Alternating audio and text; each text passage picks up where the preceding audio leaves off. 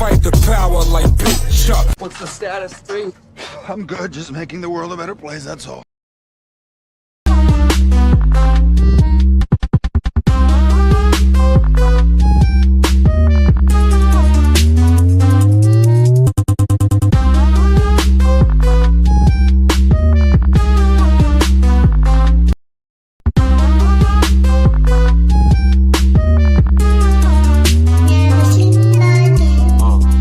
Put the truth in the movies and lies throughout the news. They manufacture opinions and form all of your views. Everything we think we know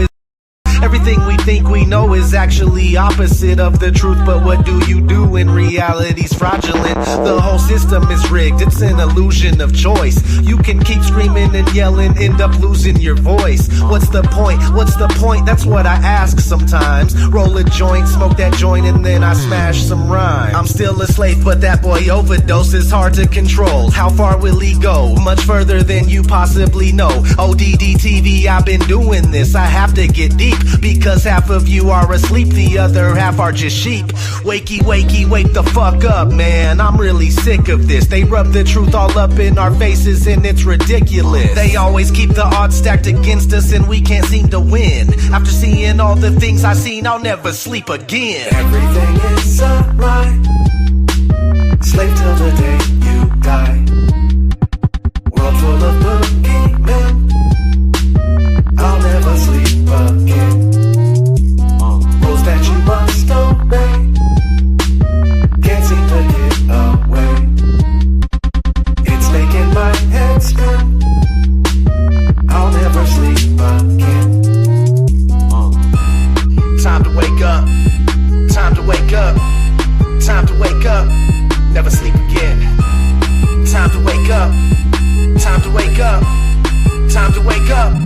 Never sleep again. We live in a prison cube, ruled over by the hexagon. Nothing but witchcraft and black magic spells in your lexicon. Search till the day you're dead and gone. There's gotta be some way out of here. Looking up at the sky, just watching chemical clouds appear. They got these toxic heavy metals filling up your body. You're a zombie, unaware that you serve the Illuminati. Man, how's your head feel after taking that red pill? When you learn the truth, it's scary. You can barely stand still. The Matrix is a computer-generated dreamland. Most certainly you're a worker bee for the queen, man. They lie to us about outer space and the earth is flat. They're killing us with the food they sell us. What's worse than that? You may wake up, but that doesn't mean the world's gonna change. It can stress you out, make you depressed, or fill you up with rage. We're in a cage, the whole world is nothing but a stage. And we're almost there, so be prepared for the coming age. Everything is alright. Slave till the day you die. World full of boogeymen. I'll never sleep again. Rules that you must obey. Can't seem to get away. It's making my head spin. I'll never sleep again.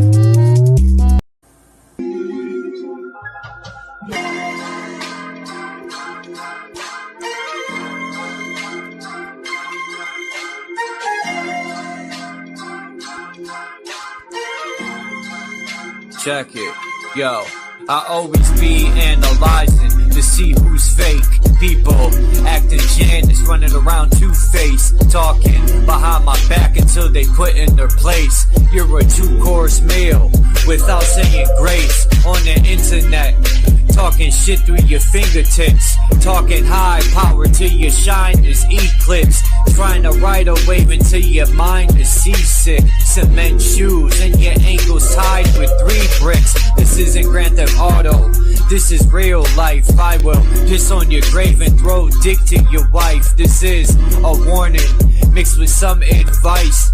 You might be king, but I'm the ace of spades, and you just renege. This is food for thought, bitch, eat a grenade. This is what people want, to be treated like dirt. I tried being humble, but that was absurd. All the brainless pigeons flock together like birds, pecking for crumbs until they merge with the crossroads and chuck the demi-urge.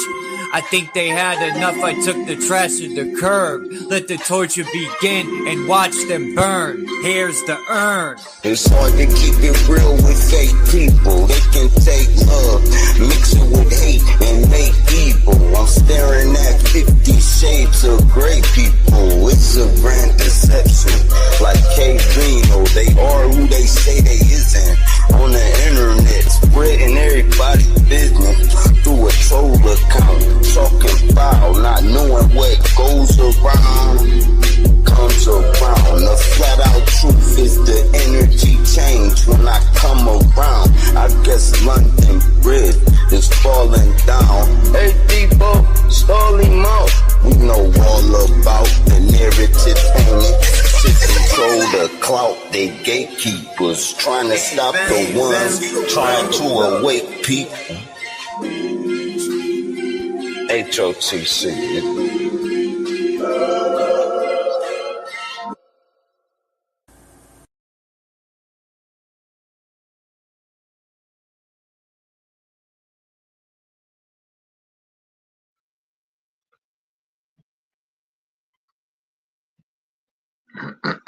What's up? It sucks I had to end the live yesterday.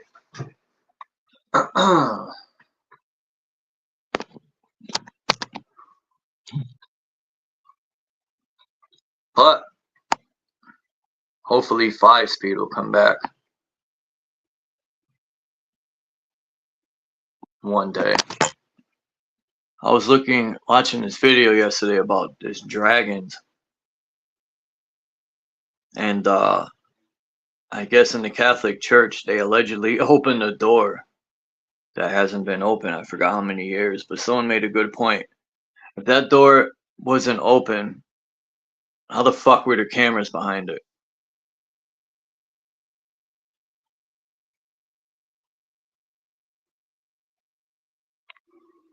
But people's faces were looking bugged out. I don't know. I don't know if I believe in demons and all that shit.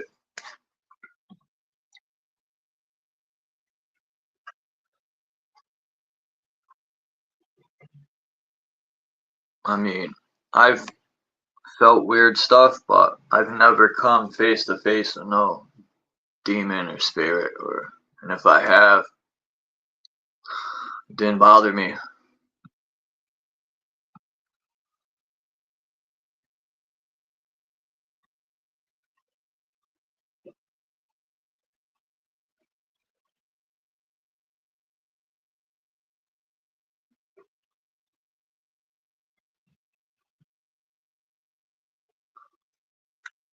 Let's see if anyone comes through. Because I technically did not want to go live, but sometimes in life you got to do stuff you don't want to. That's the name of the game. That's my typical life, is always doing for others and doing shit I don't want to fucking do.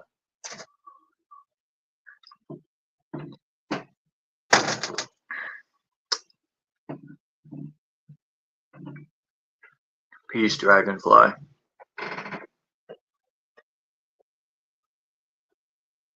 I got to get Native to come up here one day and explain his heritage, his lineage.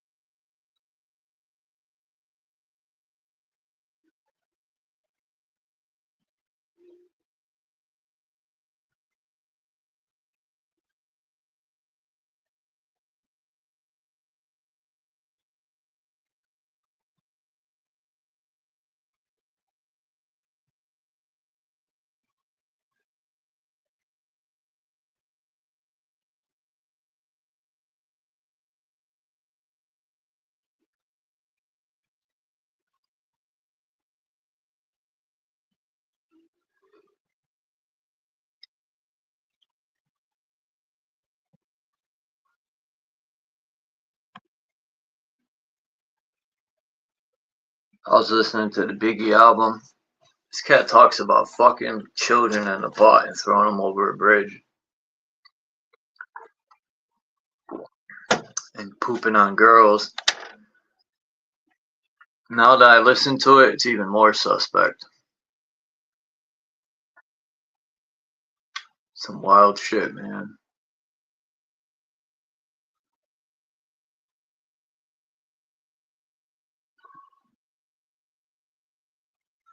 Like, everyone's like pointing at P. Diddy, but I truly wonder what politicians are involved. Fuck P. Diddy. P. Diddy's a big name, but only in hip hop. I'm more worried about the politicians that are involved.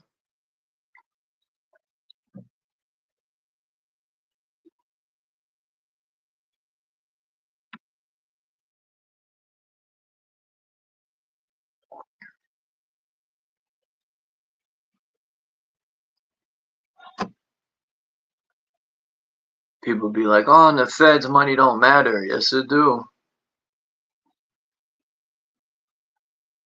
Yes, it do. What's up, Lucid?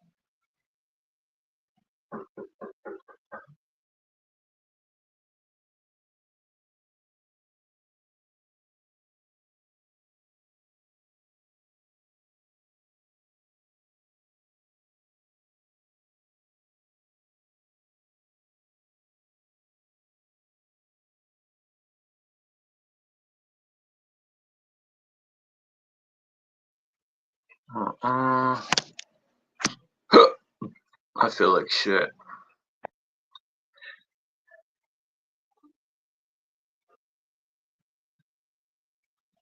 There's too many dragons. This is supposedly the vault right here that they're supposed to open. I don't believe none of this shit. It's all fear-based. All this alien shit. The government trying to confirm there's aliens. Like, come on. Now that they're ready to fully engage their plan, now all of a sudden it's alright to come out and say there's aliens. Get the fuck out of here.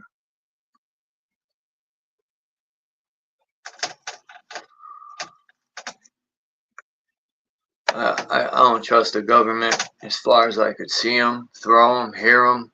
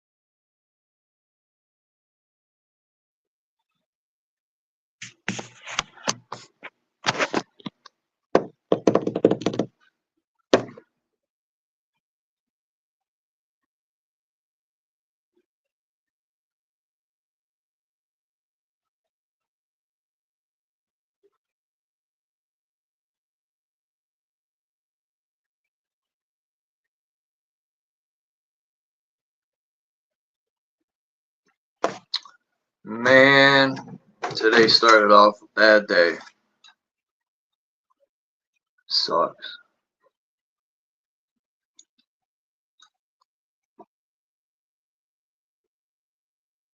Hopefully the day will get better. I doubt it. I want to thank the people who donated to me on Christmas Eve. They know who they are. I appreciate it. It's not many people donate. People say they are, and then they don't. Which is funny to me, but that's cool. Nobody owes me nothing.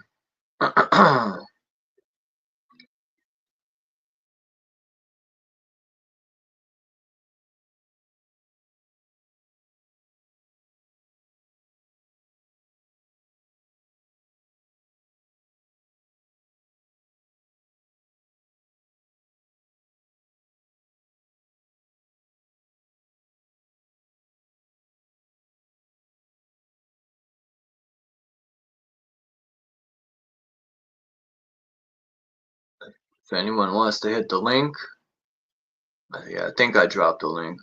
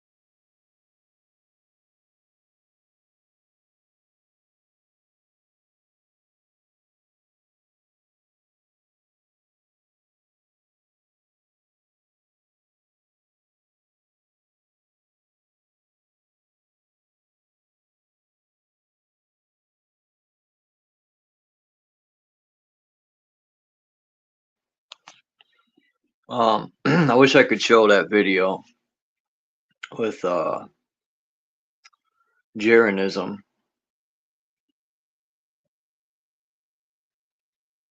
And he just showed his true colors.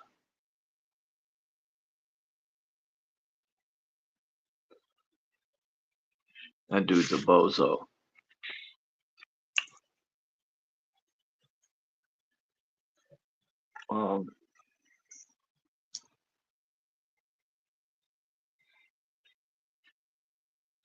Like I said, it's like homeboy was waiting all this time. And let me see if I could download Eric Dubé video. He did a pretty good job tearing apart. I didn't know they had computers that go that far.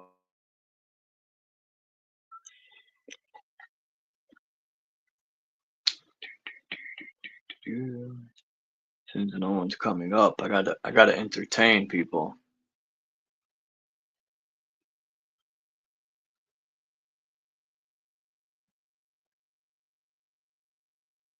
Shout out to Alaskan Avenger.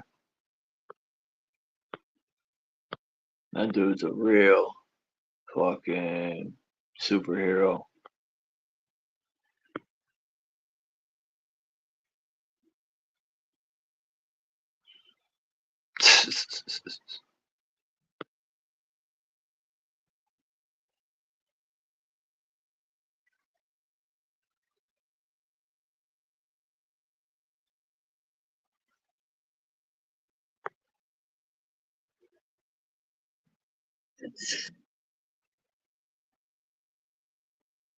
Shit.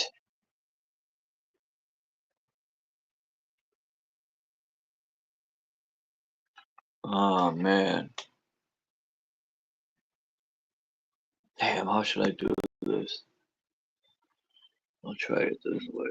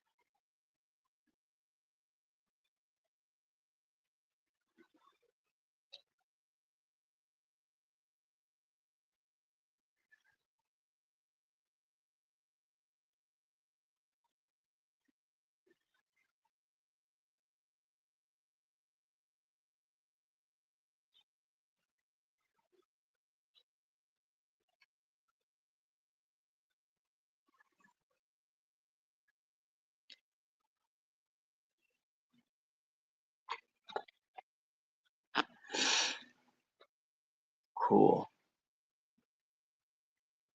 Cool, dude.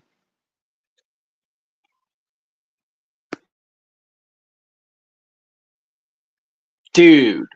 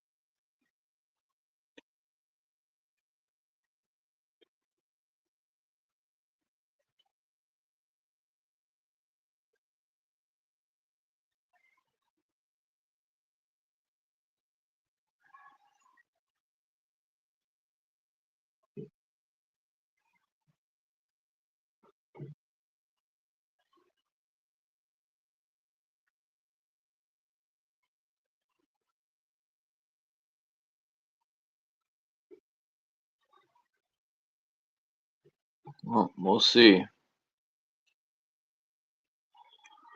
We'll see. I got one video downloading now. I got to cut it in half because it won't let me upload. So what the fuck is up, chicken wing?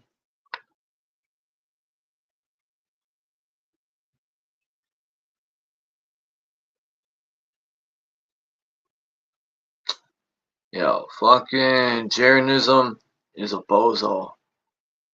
Like, I don't know who gave him the okay to speak for everyone, but I sure fucking didn't.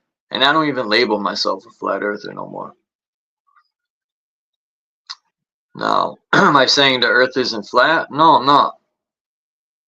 I'm more into the cosmic egg. More or less.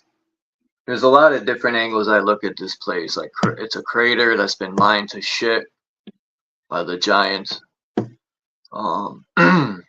There's evidence everywhere of it. We're inside the cosmic egg, which is in all cosmology. Except NASA. They ripped us out of the egg and put us on the show.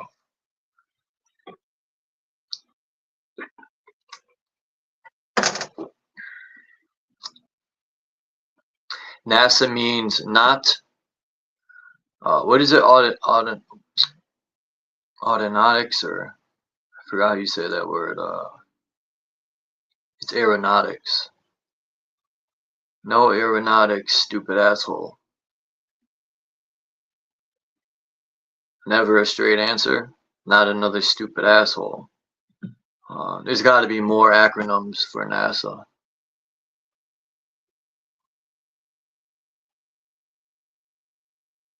But the evidence they give, right? These $1 trillion industry got the worst cameras ever. My fucking my door cam, which I don't have one, but I'm saying if I did, my door cam will have better footage than the fucking bullshit they show people. We just landed on an asteroid today. It looks like fucking second graders put together something. And how people fall for it, I don't fucking know how. Especially growing up in the time I did when video games were everywhere. I could clearly see through their illusion.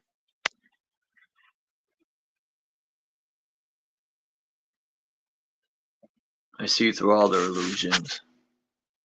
Their magic is weak.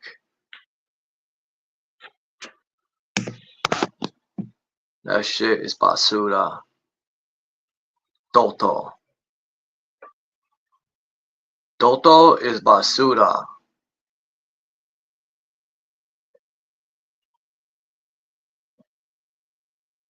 Huh. I put my foot up your dupa. Cause you're fucking basura. Look at that. I use Spanish and Polish in the same sentence. Peace, Danny Skylark.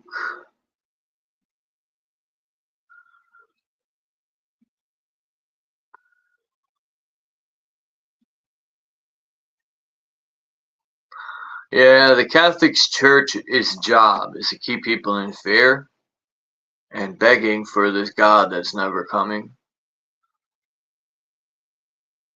I mean, if we just took it straight to him and handled business and protected Mother Earth, what?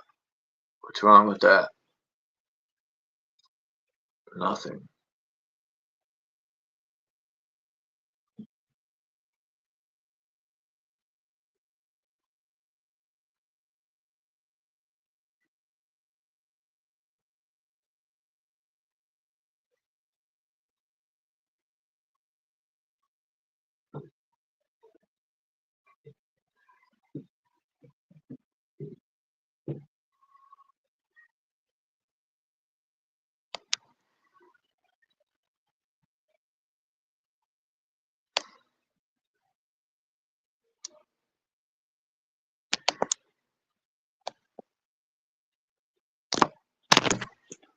Alright, let's try part 2.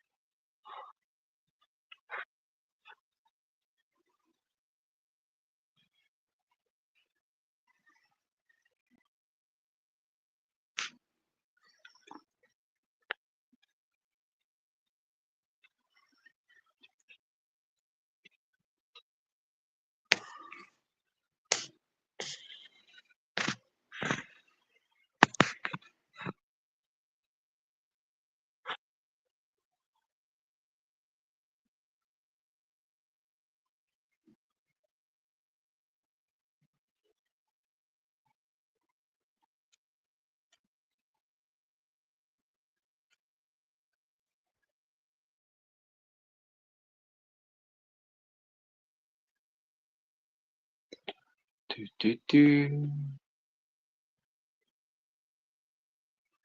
Do, do, do.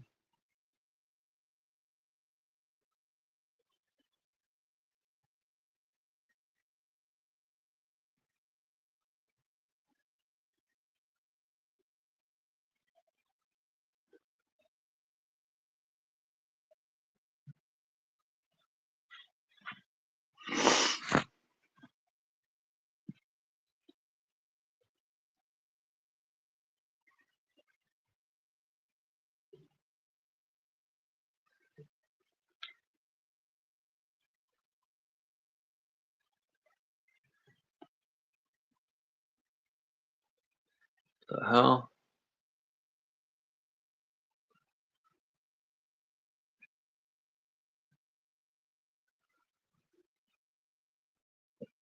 The hell?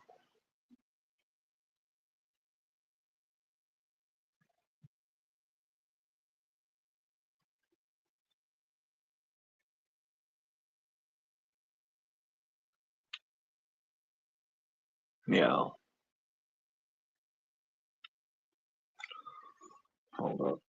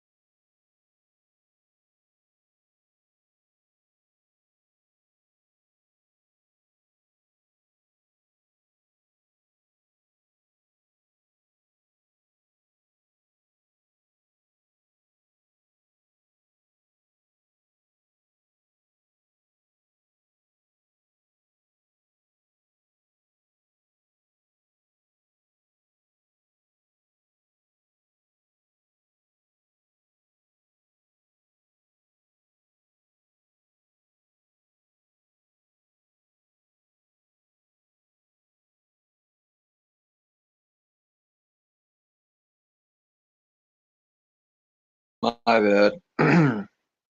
Trying. Fucking video wasn't even downloaded. I had to redo it. But I'm about to upload it. Set this piece of shit up. Oop, a little too far. Here we go. Right there.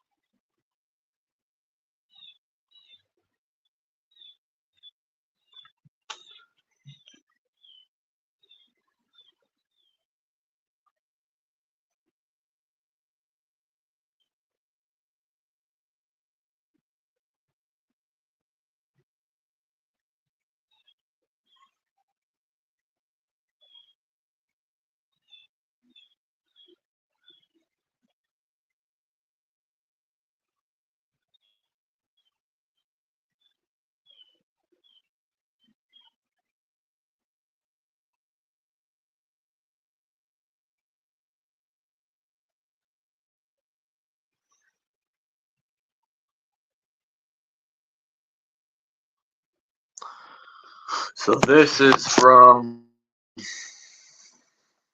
They Live.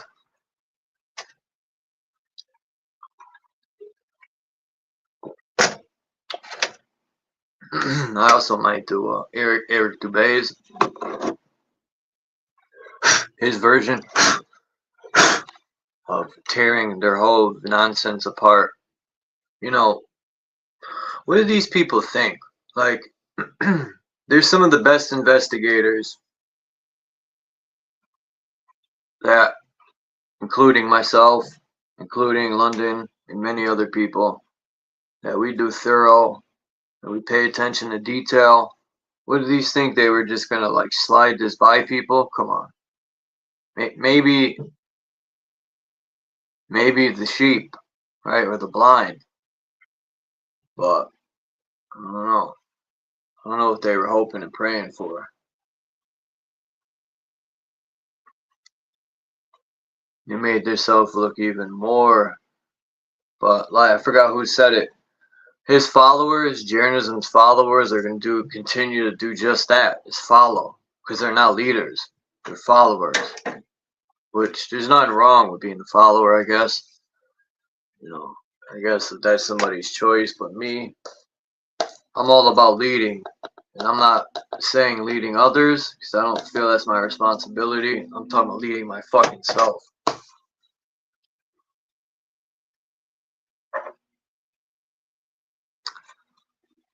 I already made several videos exposing the final experiment for the complete debacle that it is. It's a complete embarrassment for everyone involved.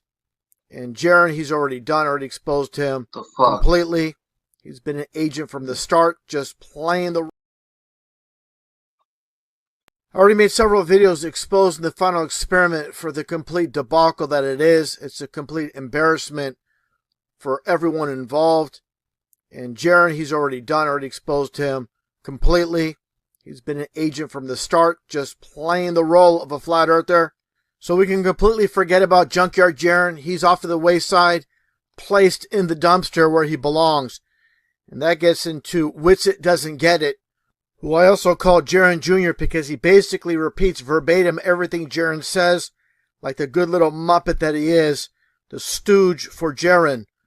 And that gets into this so-called live stream from Antarctica, where Witsit Doesn't Get It is answering questions. And he's asked, why don't we see any water vapor coming out of your mouth? Let's get right to it and break it all down. Why isn't your breath foggy?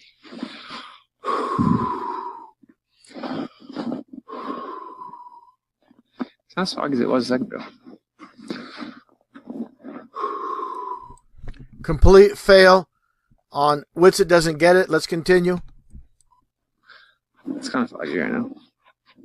But right before I started the stream, I tested it, so I knew you guys were going to say that. Yeah, my breath was like super foggy earlier, but it's not really foggy right now. I don't know.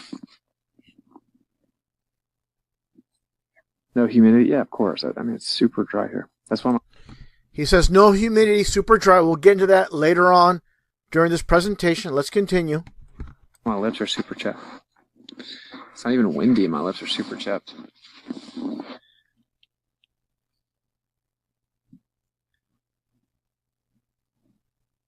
Just pick up some snow? Okay. I'm not wearing gloves, so that's a terrible suggestion. I'll be right back and grab some gloves, and I'll pick up some snow. So Witsit goes off camera to his little hut to retrieve some gloves to pick up some snow, supposedly. He goes all the way off camera, and he does something else while he's in the hut. He retrieves his vape to fabricate the vapor, as you see here. And I'm going to get into that in a little bit, but first off, let's continue here with this garbage nonsense from wherever he is. These fakers, these liars, these frauds that are not real flat earthers. And the camera goes blank for several minutes while Witsit goes into his little hut to retrieve the gloves and take a puff from the vape. Let's play the video. And you'll clearly see how Witsit's only able to muster one strong puff of vapor. And this is from his vape itself, not from his lungs, not organic. We'll get into that again a little bit later, but let's take a look once again at the footage. There's a little breath. That was it. That's all he could muster, just a tiny bit more, and that's it. What's up now? You have to take like deeper breaths, and it sucks. It hurts your lungs. Okay. Now take a look here as Witsit the Weasel This guy's starts a walking towards the bozo. background to pick up supposedly some snow. Why not pick up the snow right by your feet? Why walk 10 yards, 15 yards to pick up snow? This makes absolutely no sense why he's doing this. That's because he's in some type of studio. Watch him drop this so-called snow. And then he does it right here. Yeah, Eric Dubé Goes right down and retrieves. So tearing this up. you're going to go all the way to the back over here to get snow, drop it here, then pick it back up. This doesn't make sense. Then he throws it up in the air. And then he's going to talk about the so-called doubters. Of course there's doubters because you and Jaren are not to be trusted. So let's continue. Placating to the insanity anymore. If you follow me for years, you know I'm not lying. And Backdrop all the looks a Coke little shows funny too. that you do think No, this is a I'm big not deal. lying, dude. So is it that the stuff in the sky doesn't prove the ground, or is it that we're Dude. faking it? I'm not How about lying, both? man. What happens in the sky does not prove what's happening down on Earth, the flat Earth that we live on. And definitely you're not to be trusted along with Jaren and the rest of the band of deceivers you guys hang out with, associate with. None of you guys are to be trusted whatsoever. Let's continue. Sell out. What did I sell it? It cost me thousands of dollars. I didn't have to do this. And he claims it cost him thousands of dollars. What about Will Duffy? I thought that this was a no expense trip. And Will Duffy would take care of everybody as far as the trip's concerned with you, Jaren, and the Globe Shills as well. And that gets back on topic with the fake vapor that Witsit supposedly blew out of his mouth only momentarily, and then it went back to nothing. And that gets into this clip. And here is another angle of Witsit, the same exact scenario where he's talking to everybody, and he goes in that little mini hut, and he comes back out, and right here, and move it back a little bit, this is where he takes the vape. You can see his arms basically, his hands, his arms are up, and he's taking the vape. Let's continue on here. And he goes back and to the laptop, and he blows the vape. And here's a little bit closer right here. You see him with his head down a little bit, his arms up, his hands up. You don't see his gloves. I'm going to show his gloves down in a little bit, proving that his hands are up. And this is where he's fabricating the vapor. And there you see his hands hanging down. Obviously, you would have saw that back here. You don't see that because his hands are near his mouth where he's taking the vape. This is clear as day. If you're really in Antarctica, like you guys claim, why go to somewhere that there's not cold weather, but something's going on here. Definitely. Smoke and mirrors. No pun intended with the smoke. But it's just like a movie where there's a production where they're mixing some fake with some real. That's basically what's happening here. Now let's take a listen here to what Jaren has to say about the situation regarding the vape. Take a listen. If you know, did anyone ever have any vapes in Antarctica? Yes, I think Austin did. What you mean? So obviously, that's a smoking gun, no pun intended, when it comes to Witsit and the whole nonsense with the vape itself, as you can clearly see here, once again, to round off this situation. Well, and clearly, make no mistake about it, this is the only time, the one and only time, you can see vapor coming out of Witsit's mouth. He's trying hard. But no such luck. And a horrible fail by Witsit and all involved with the so-called final experiment. What a complete joke. What a complete disaster. And make no mistake about it, this is by design. This was meant to go down as it was shown to create controversy as well. Now, that gets into another topic regarding the situation when it comes to vapor. And supposedly those Hibbler that Productions, believe I think they that they're actually traveling to said the that. bottom of a ball and hanging upside down. Give me a complete break. Now that gets into this, like I was saying, regarding real people with no agenda while in Antarctica. Let's take a look at all the vapor coming out of these people's mouths. Right here, you'll see it. Just to start off, let's get right to it. Are you? Good. Hi, ladies, gentlemen. Welcome to Antarctica. Hi there, welcome. Crikey, mate. Welcome you. On board this flight is our group, which is headed to Witchaway Camp, a half-hour flight from here, as well as a group headed to the Echo Camp, which is just a quick drive from the runway. There's also a bunch of people who are here on a day trip. They'll get a taste of Antarctica for a few hours. And you see all the vapor coming out of this guy's mouth. And some will claim, oh, that's because he's just coming out of the plane. But no, it's continuous. Let's continue on with the video. Before flying back on this plane to Cape Town.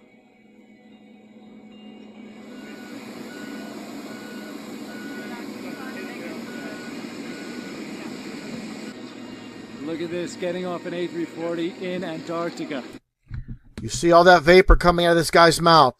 Okay, take a look. All that vapor.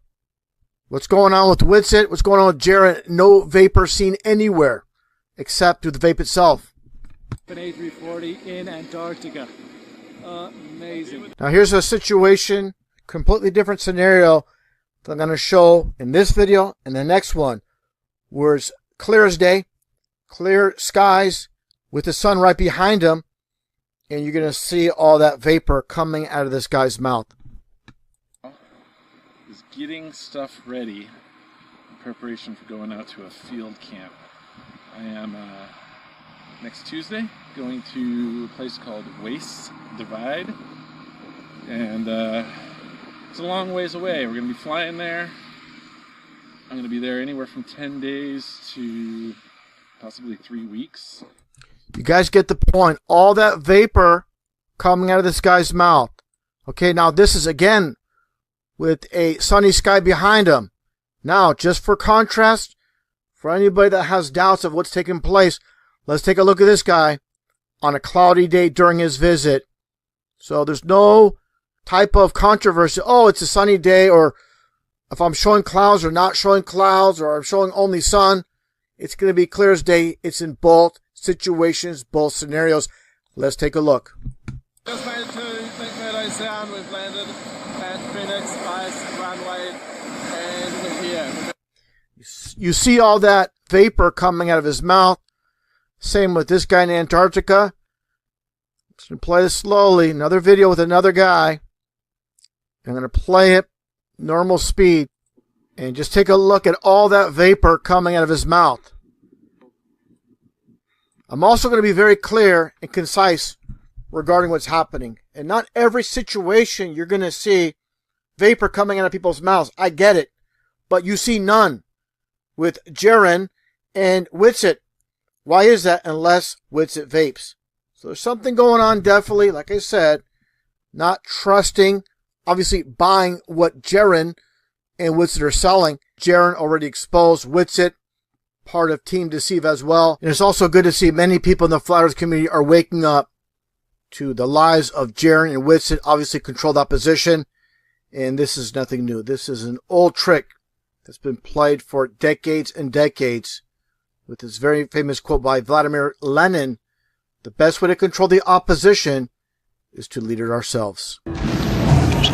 John chapter 9, verse 25. Whereas once I was blind, now I can see. Now I can see.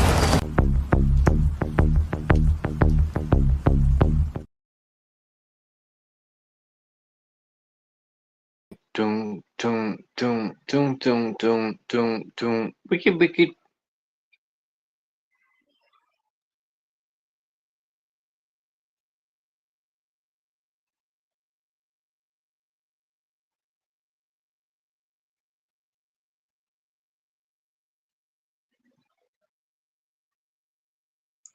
So, what did y'all think of that?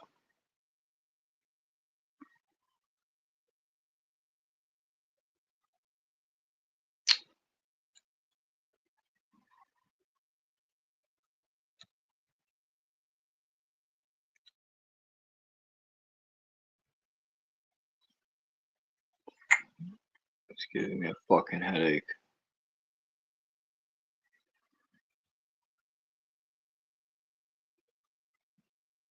Yeah, what? Oh. Do, do, do.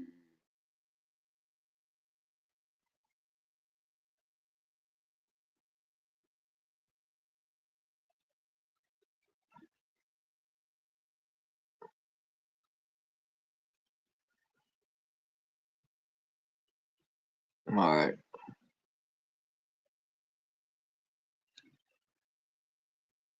Let's see what happens.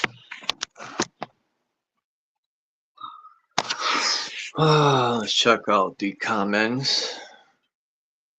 What's up, native? Booze who? Peace, look within. Do you hear with your eyes or with your ears? Do you see with your mouth or do you hear with your nose?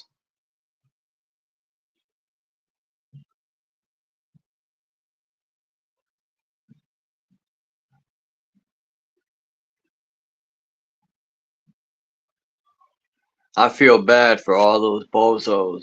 They're not bozos, let me rephrase that.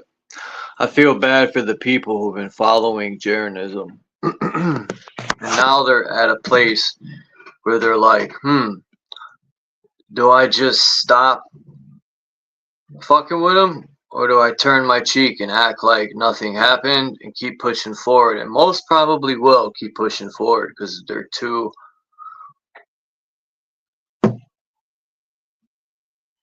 I don't want to call them weak-minded, but they've been manipulated.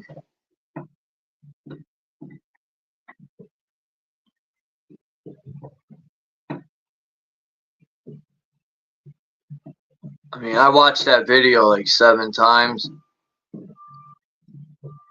It's clear as day that something ain't right.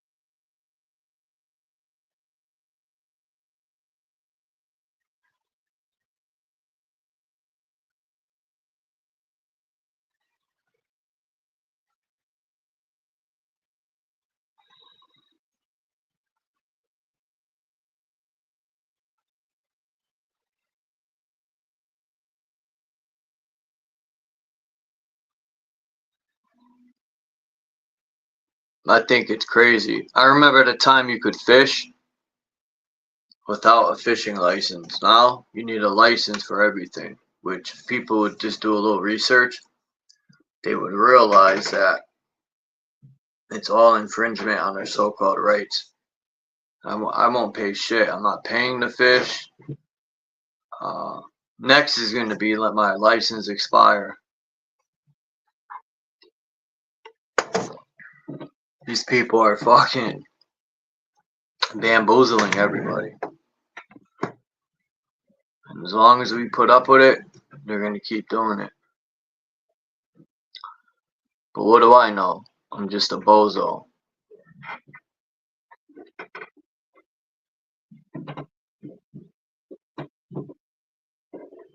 I like that word, bozo.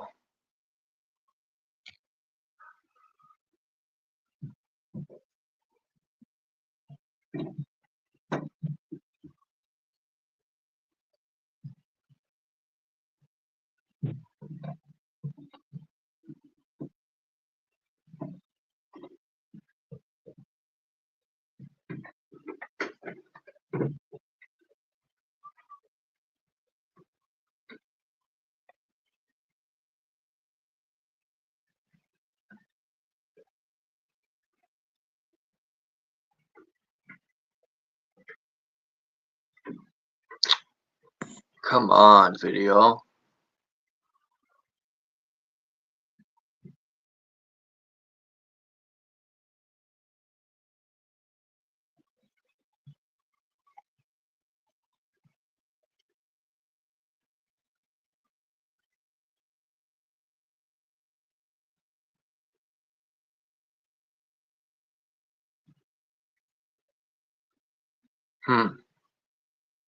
Interesting. I wonder if this is even the right fucking video.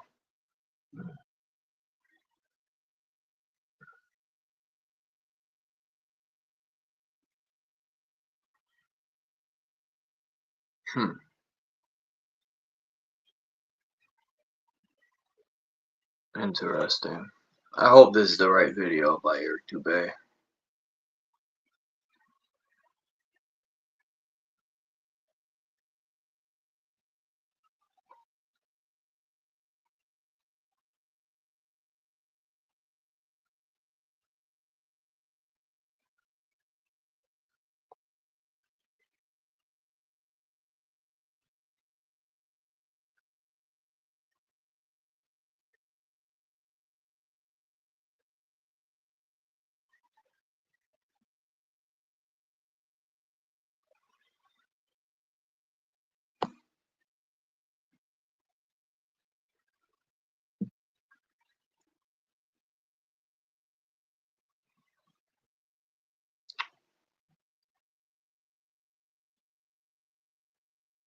What the fuck?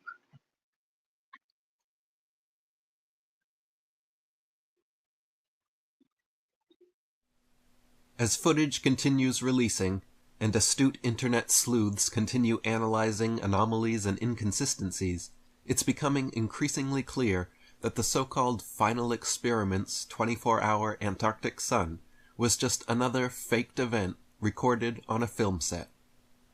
Unbeknownst to most, for the past few years, portable, panoramic, 360-degree LED studio setups now exist and are being used for Hollywood productions like The Mandalorian and many others. Amazon Volume, or Amazon Studio 15, for example, are state-of-the-art studios which take the standard of green or blue screen technology and completely blow it out of the water. With new 360-degree panoramic LED screen studios, the entire background and ceiling or sky are digitally created in Unreal Engine, then projected live in up to 16K resolution so the actors on set can see, react, and interact with everything in real time. Amazon's sets comprise 3,000 seamlessly connected LED panels 80 feet in diameter and nearly 3 stories tall, enclosing 130,700 cubic feet of interactive space. Keeping all this in mind, let's review some footage from the Final Experiment. To begin with, watch the supposed sun circling around during their 24-hour time-lapse video, and pay close attention to its shape. Notice how the sun changes from circular to being smushed down horizontally, back to perfectly circular, then smushed across vertically, and then back again. This is not how the sun usually looks or behaves in person, or in genuine footage of the phenomenon from the Arctic. Now, pay attention to the changes in length and direction of McToon's shadow as he paces around the base camp. In the space of walking only a matter of feet, his shadow somehow completely changes direction and triples in length. Watch as his shadow stretches, contracts, and sharply changes angles within the space of just a few paces. This is not at all normal behavior of shadows being cast by sunlight, or of a man walking only a few steps. The following is a simple demonstration of how light and shadows work depending on the distance of the light source. In the first example, the light source is held close to the action figure as he moves along the table, and we see quite pronounced changes in the length and direction of his shadow. In the second example, the light source is held farther away from the action figure as he moves along the table, and we see much less change in the shadow length and direction. In reality, the sun is much farther away in scale than this demonstration allows for as well, so even the amount of change seen here is being generous. A man walking such a short distance outside should never have a shadow that changes direction 90 degrees and triples in length.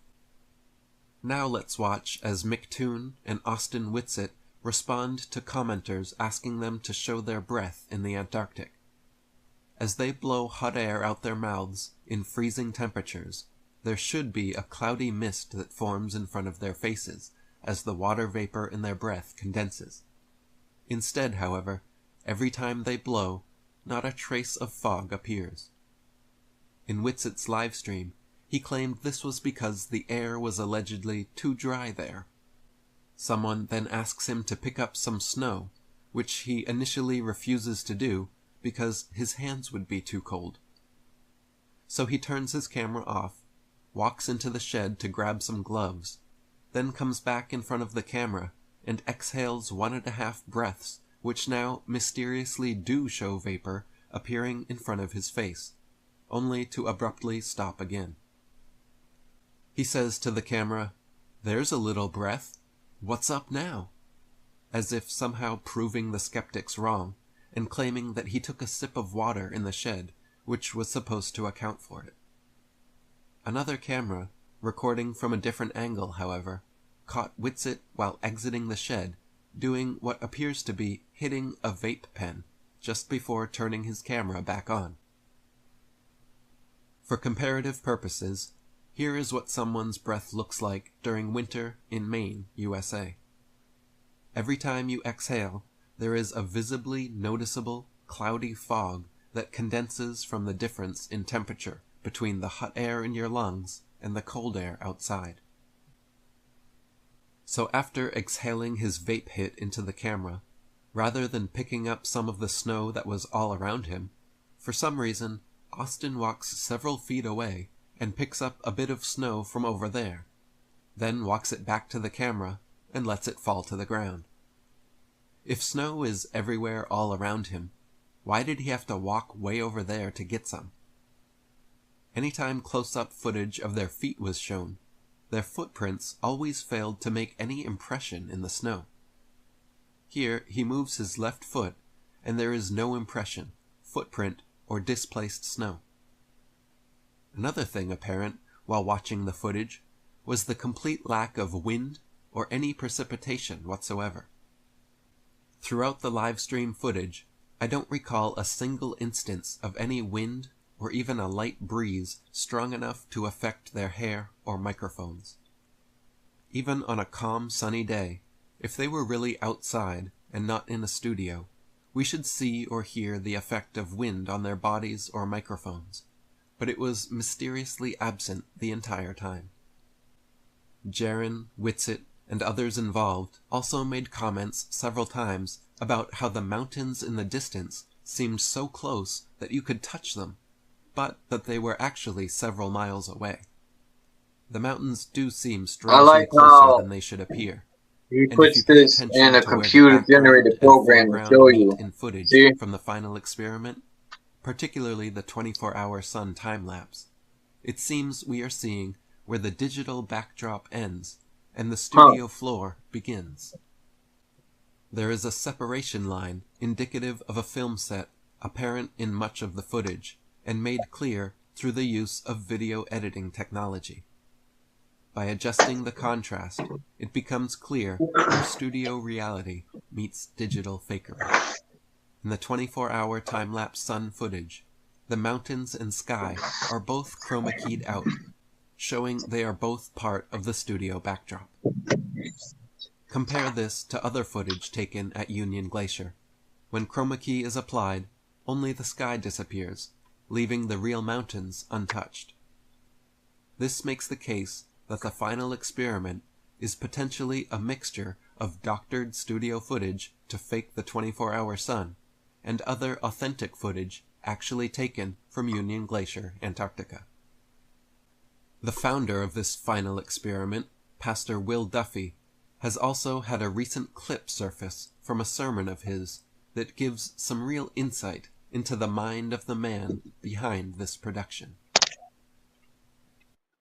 Okay.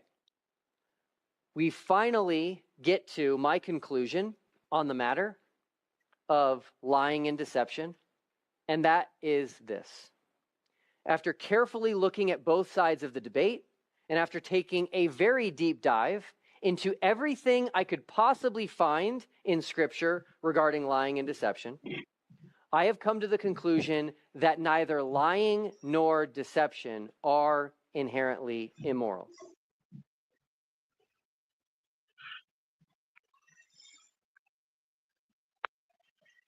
Interesting. Very interesting. Like I said yesterday, when Bro Sanchez had Jeranism on there, I could tell already he was going to pull this. And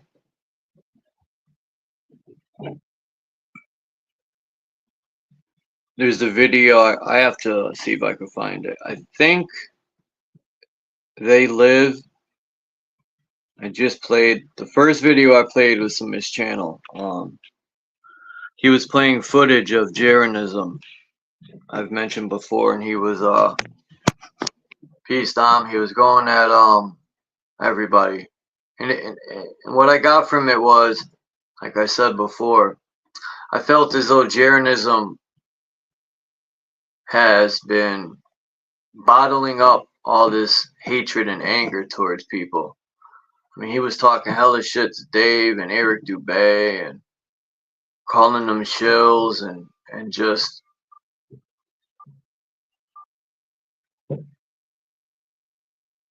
when you step outside this flat earth versus globe and you're looking in, you could see all the shenanigans.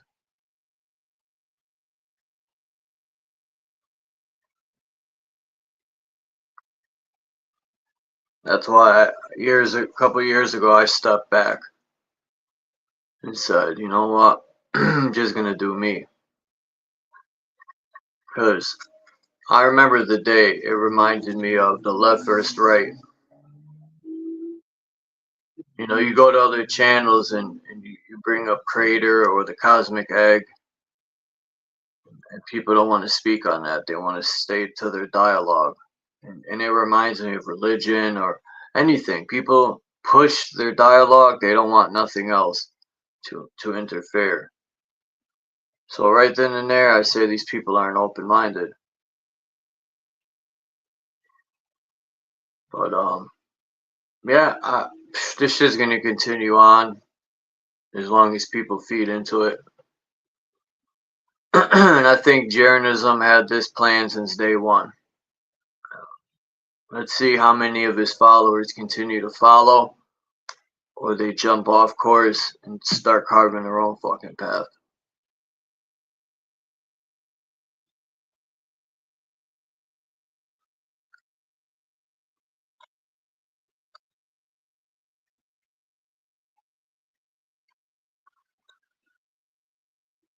Well,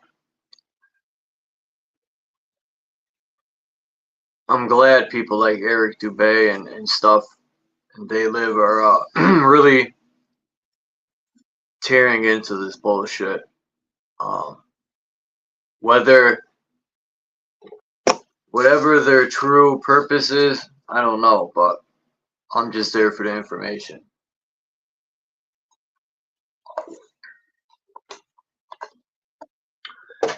And when I seen the footage, that was the first thing that bothered me was the back. You didn't see no planes flying by, no clouds moving. The sun changed shape, and it also looked like it was coming from low, and it was rising up, and it stayed up high. So,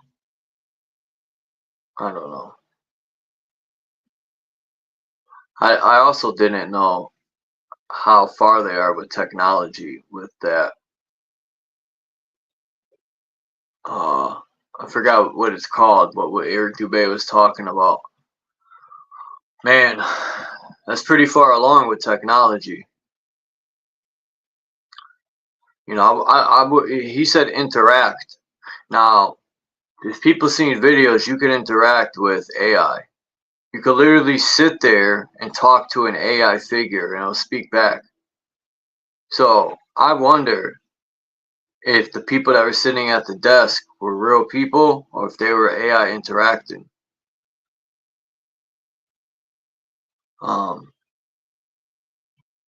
But yeah, there's a lot of people coming out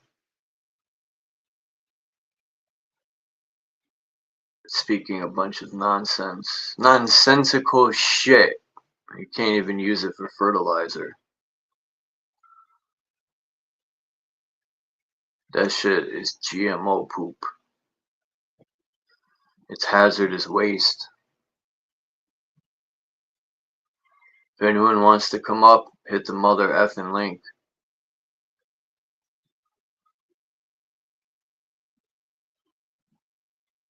Santos, I haven't heard from that guy in a while.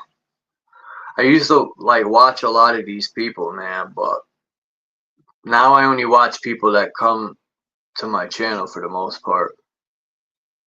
I know people probably get mad I don't go to panels and stuff, but a lot of times I'm an early riser, man. I'm up early and I go to bed early.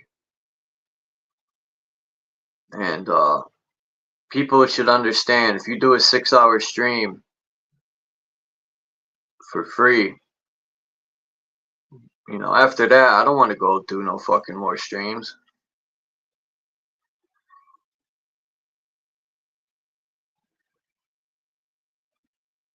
Yeah, I agree, J-Height and Oops. I'm still trying to figure out what agree. What's agree? But we'll figure it out one day.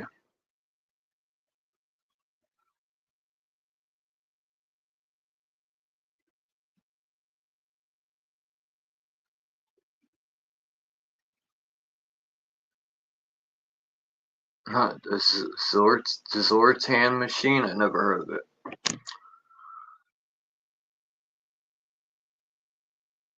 Santos has lost his fucking mind.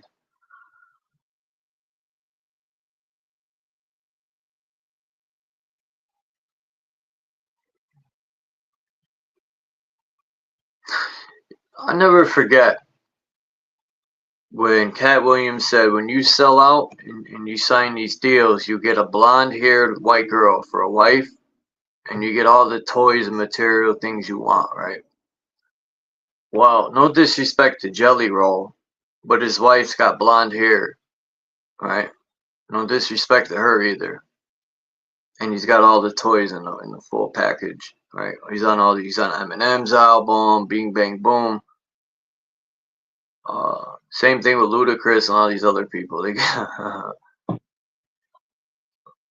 They get this wife that has like 900 surgeries. No disrespect to none of them, just pointing things out. They're still people, you know. Like Dom always says, when you're presented with these numbers, or they might ask you, what you know, if they asked you what type of money are you talking, you say 200 mil, and that's like fucking piss on the side of the toilet to them. 200 mil, that's it? All right. Who would say no, right? $200 million, your next 2 families, 3 or 4, if you spend it right, could be straight. If you do things right, and you're not like football players who gotta have 76 Cadillacs, 16 houses before you know it, they blew all their money on doo-doo. But yeah, that's what I think. I think when you sell out, they give you a number to pick.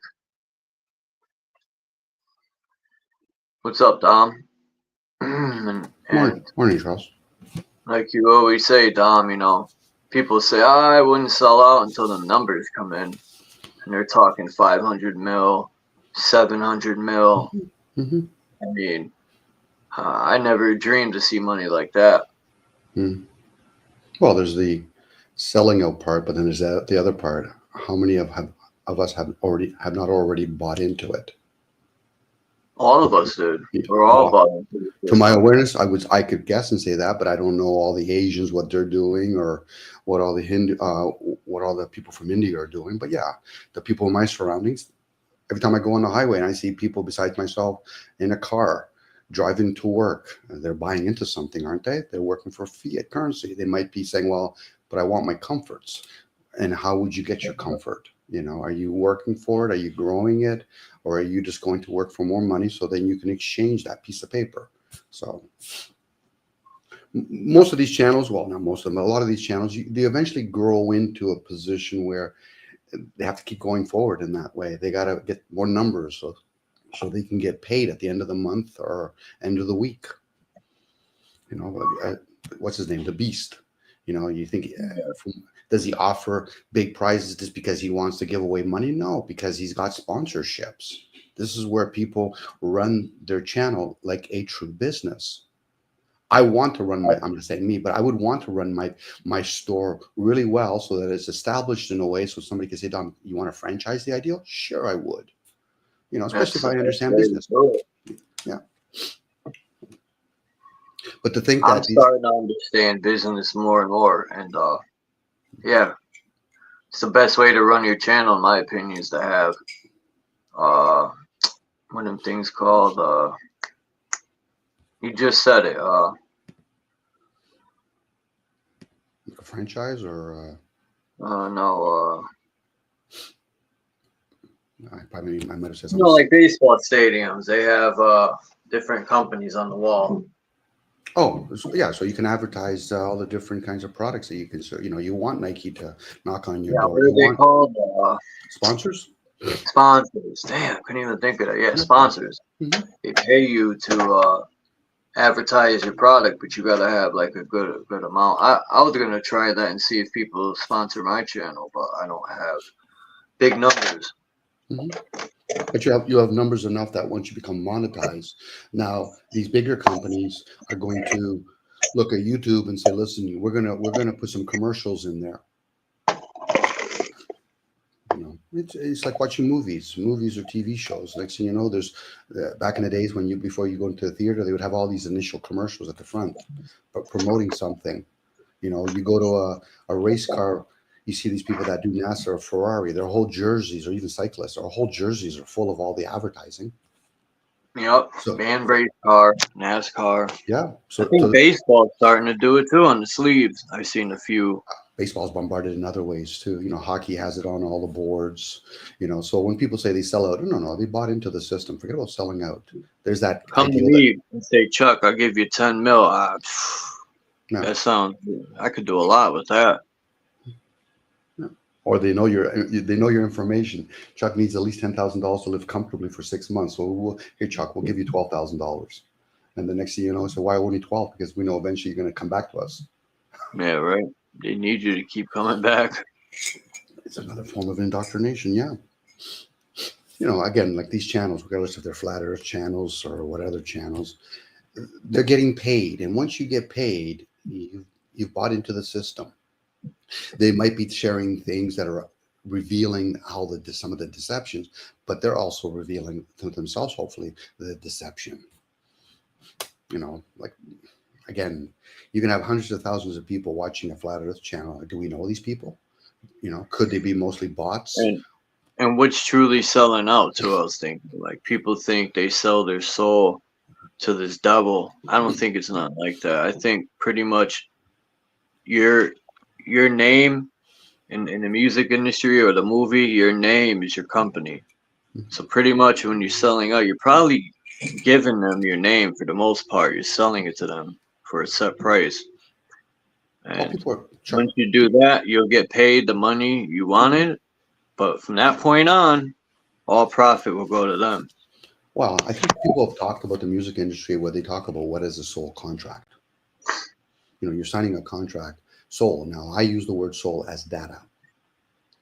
So if I have any property, I've actually given it to somebody else. Now, I might have sole proprietorship initially, or I get the majority of the cut. But once they remove me, or I perish, or whatever, that no longer belongs to me.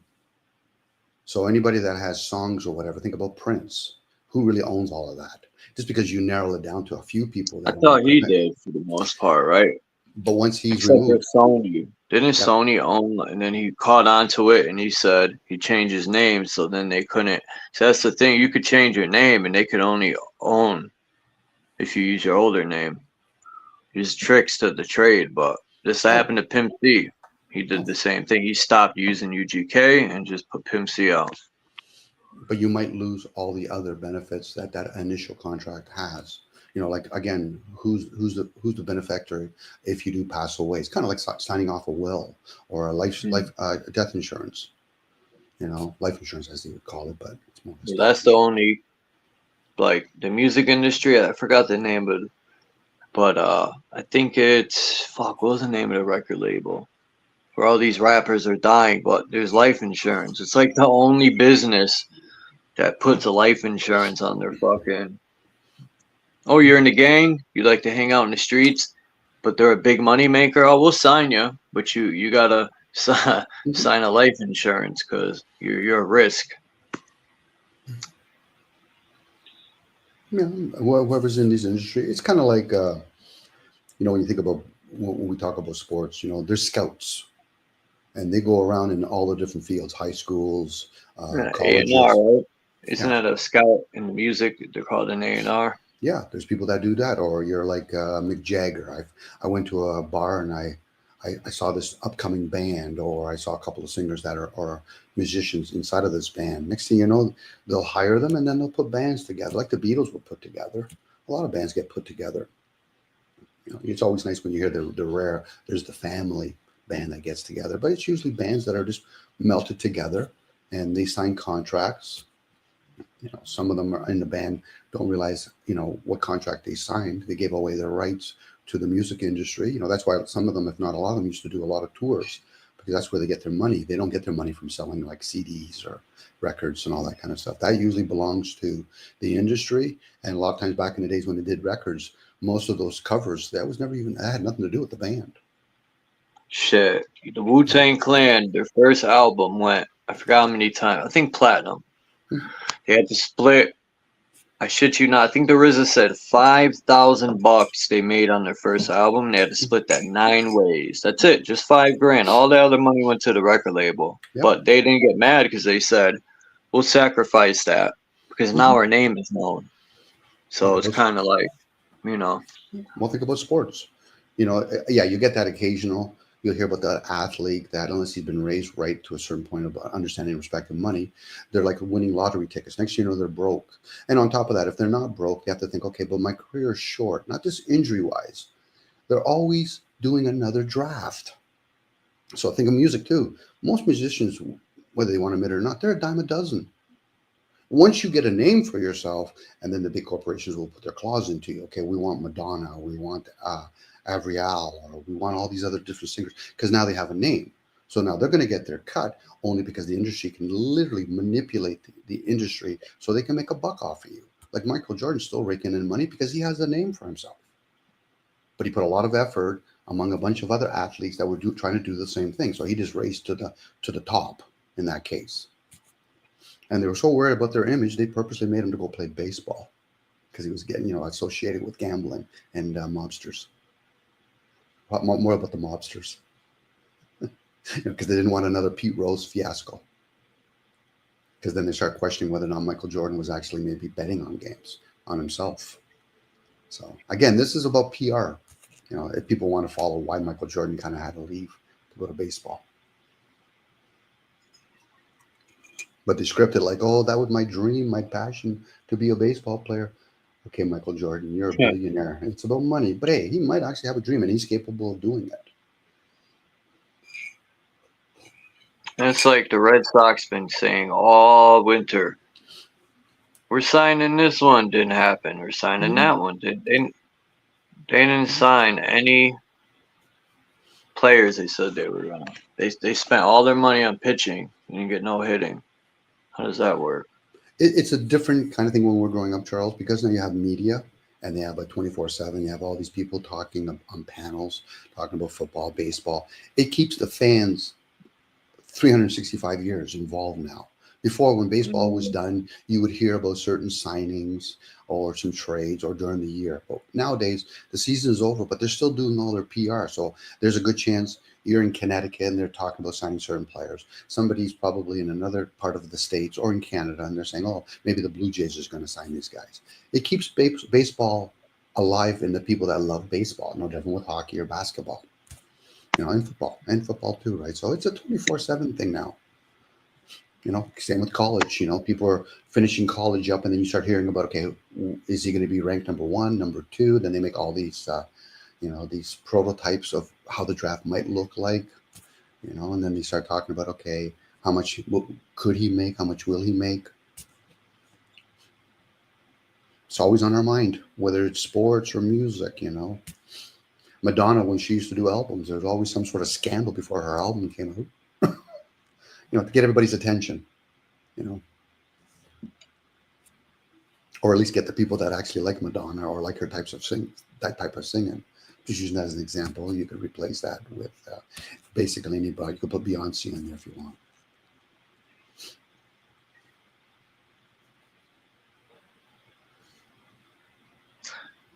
Fucking Bregman's probably going to go to the Mets. Nobody... All these hitters are like denying the Red Sox. They're like, that's it. They don't want to spend the money. There's no, to me, there's no excuses. They signed a lot of good pitching, but does that even matter anymore? It's so rigged, right? It's scripted, and there's a good chance they just went underground. The owners are probably still colluding. No different like the Player Association. They collude. It's always funny when, you hear about people saying, yeah, but the owners shouldn't be able to collude. I said, then why do you have a Player Association? Again, it's about business, and the people eventually, especially when you're in the industry, especially when you start playing for 10 years or whatever, now you get some sort of pension, all that. And they're usually the journeyman players. Majority baseball players, Charles, they really never get to that point. They get their cut, and that's why they know it's a short career.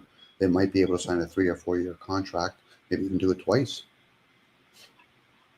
But at the same time, owners collude, so you'll make sure my one franchise is doing well, but I want this franchise to do well. We want to keep the Coliseum running, and it's not just one Coliseum, right? And at the same time, they're competing. They're competing with other sports venues. Think about Messier. They brought him into the MSL because they know they're going to have the World Cup coming up in a couple of years. So the league kind of merged together and paid a lot of money for him, no different what they did with Beckham. And now in basketball, they got a lot of Europeans coming here. Especially now with college becoming a little bit more open about, do we pay our athletes and all that? And if that's the case, then some college players will say, great, I'll take my chances in making a living in college. Maybe not financially, they might get a degree out of it or something, but eventually they'll do like they do at the Olympics. They'll allow amateurs to get paid.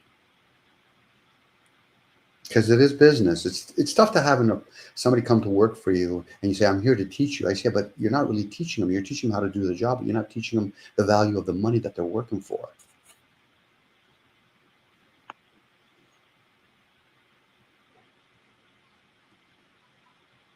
And that's why it teaches people, hopefully, the ones that want to understand respecting money opposed to like being a slave to it, chasing it with your tongue always out. It's tough, and you don't have to be a millionaire to say, well, then I'll do it when I get a millionaire. No, it's any dollar. I remember my dad, when I was young, he said, Dom, here's a $1 bill. I'll show you the value. And then he started breaking it all down. He said, at the end, you might have 10 cents to you. Because you're going to have to deviate some of it to other people. And that's the same like running a business. You got to make sure you put it in that placement so you can hire other people. And then there's other factors involved. What happens if your customers don't want to buy your products? Are you going to rely on the fact that maybe another rainy day, or do you start using some of that money? It'd be nice if people understand when they're running a business, domestically and internationally, philosophy, psychology, understand human behavior, so then you'll understand yourself and you'll understand the people that you employ, let alone the customers that actually come to you. Every time somebody has an album, who are your customers? And if they're younger customers, then you have to understand, are they fleeting? Meaning that, are they like picky? Today they might like rap, tomorrow they might like country, the next day they might like pop. Because I think a person that just loves their craft, it's like a guy that really loves the product that he invented. I said, but are you going to be the marketing genius too behind it? No. So you're going to have other people that are going to participate in promoting your product. It's always nice to hear the one story, the guy's a rapper and he was always able to do it himself. I'm like, really? You honestly think so? Even guys that have their own record labels, they have to work with others. You know, unless they can say, I own my own radio station. You know, I built it from the ground up. Yeah, right. Yeah, the ground up, exactly. But then who created the ground? And what's the ground attached to? Who put the foundation together? Mm-hmm. Yeah, because you hear about those bands, you know, like we spend so much time at a studio and we spend so much money getting a CD and all that. Well, how many did you sell? Did you break even at least? Eventually, they just settle fact. Well, but you know, there's people that like our music. I said, okay, but did you earn some money from it? You know, it's like kind of going to the Dragons layer or whatever, you know, those shows where people bring in products. Can you imagine rappers going there? Okay, I get it. You're good. You have some good lyrics. You know, you even have a guy in your band that actually knows how to do a beatbox, and you even have a couple of people in the background dancing. So go ahead, Charles. I just want to say, what's up, 5 Speed? I'm glad you're back. Faceplant, Max, Axis, Jay Heighton, piece of the whole chat. Sorry about yesterday, 5 Speed, but my phone. We were having a good conversation on a lot of information that I didn't know of, Dom. It was pretty good. 5 Speed has a lot of good information. You do that research and you go inwards. Yep. And then if you have a good way of opening up that throat chakra and know how to explain yourself, it's always good information from one of those. Really? Wow. Thank you. I enjoy when I hear 5 Speeds share. Damn. I had the picture. Because I had no idea of this record label. And then some of the stuff he was bringing to the table, I was like, wow. Mm-hmm. Well, you can use the record. Mm-hmm. He said a lot of people aren't open-minded, or they say they are, but when you present stuff to these channels, they don't want to hear it or present it. This right here. Yeah. There's different words. You can use open to the mind, receptive to the mind. Like think about you're a receiver. Are you going to be a good receiver to the mind, you know? But well, most people will say the word just open-minded. I said open-minded can also be dangerous for some people. It's like opening up a flood door. I mean, opening up a door and there's like a whole bunch of water behind it. It could be too much information and then it could be lost. Opposed to what am I going to receive? You know, I've always liked the term receptive more than open. Am I receptive to information? And am I doing it willingly? Or am I just doing it because somebody else shared something? So it's like somebody saying free will. You know, the will is there, but why only use it when you think it's free? What's up, 5 Speed? How you doing today? Good. Good. I'm trying to cut this picture in half. So maybe we could get a better view. There we go. We have records that are round. We got a lot of the devices we use, like a TV, telephone, they're squared. But the four corners. You got a circle within the square. Has the wheel been reinvented? It's been manipulated. It's a slow wheel. It's a circle. Just altered a little bit. Yeah. Changing the treads and stuff. That's about it. Hasn't been reinvented. Yeah. I guess one would ask, what was the intent of the alterations?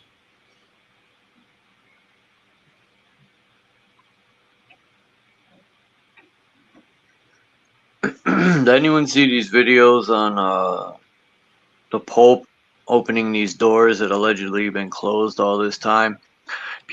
People pointed out, well, if they've been closed all this time, how did the people get behind there to open the door, and where did the cameras come from? And then someone showed a footage of all these cardinals walking into that door, and their faces looked all like, I don't know, maybe it's some good computer graphics, but yeah, what are cardinals? And you know, most people think they're representing the Vatican and all that, but what are they really? Like, they just politicians?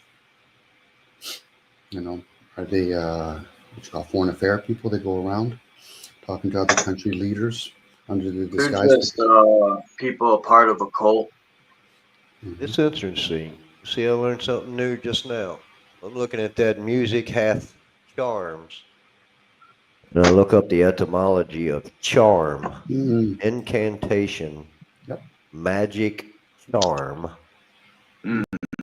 magic, spell, song, lamentations, the vinyl. That's why they got a deity for From song, verse. What's that deity with the fucking flute? Pan. Because the music is hypnotizing. It changes your molecular structure. It alters your feelings or brings feelings out. So yeah, it is a charming or magical. It's more a different variation of alchemy. Snake charmer? Even snake charmer, yep, snake, yep. We all get charmed in some way. I just refuse to get left behind. I think that's my downfall. Well, you know, people that do get left behind, they're in good company because that's usually the masses. Right. They got a soft landing pad. I get it. I love the way you said that. Yeah, we have different alchemy. Language is one variation of alchemy, and if you start speaking it, now you're actually doing something else. Not because now there's sounds and frequency in that spoken word. Molding sound, calling it words. You know, and then you figure out when you're speaking. Like, think about when people do music. How's the acoustic in that room? Because that's going to be bouncing everywhere, right? You know, if you did it around like a waterfall, how would a song being sung be opposed to if you're doing it in the desert?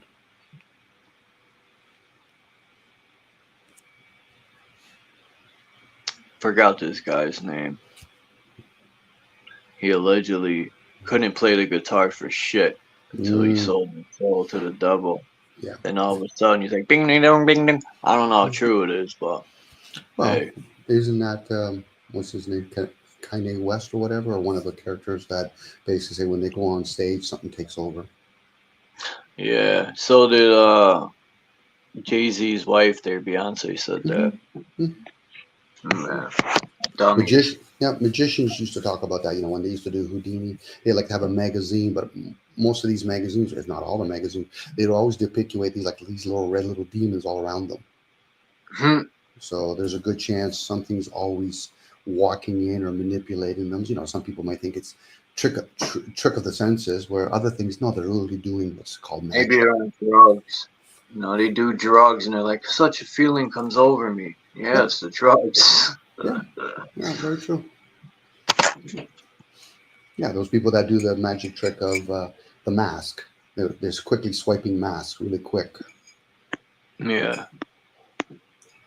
You know, that's why a guy like Copperfield gets paid like, I think he's worth billions.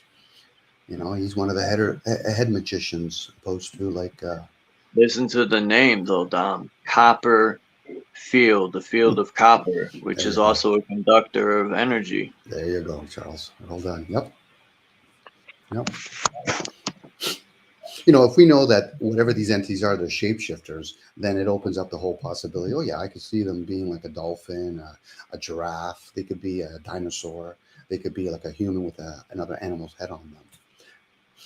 It's like how we manipulate, maybe not me and you guys, maybe you guys do it, where you manipulate things and you call it cartoons. Then you can make something talk, but it looks like an animal talking or an ant. So then if that's how we're perceiving it from this advantage, can you imagine if you're in another realm and saying, well, we can manipulate humans to do whatever they want. Just don't do it too quick, too soon, because you don't want them to be suspicious. You know, majority of them anyway. A few of them can slip through the crack. You know, we'll let them entertain each other by trying to explain to others. But the rest of them, no, they're sound asleep. We'll slowly bring in Wi-Fi. We'll bring in cars. We'll bring in radios. And they won't even be the wiser for it. I was reading further on the word charm.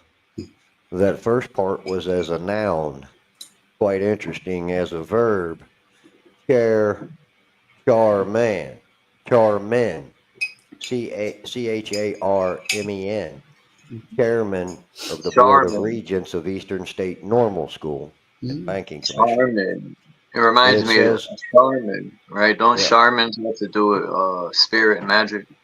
It says to recite or cast a magic spell, to enchant, to fill someone in parentheses with desire, for something to protect, cure, treat, to maltreat, harm, from late Latin, carminare, from Latin carmen, song, verse, enchantment, religious formula, see charm as a noun.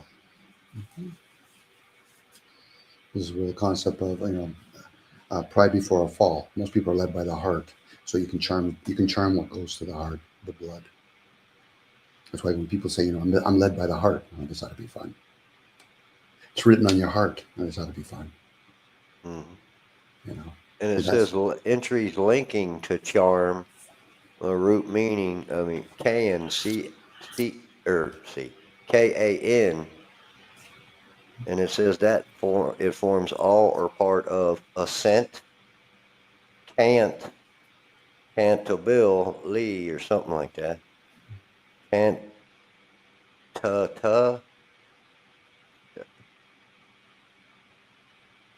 Precentor, rechant.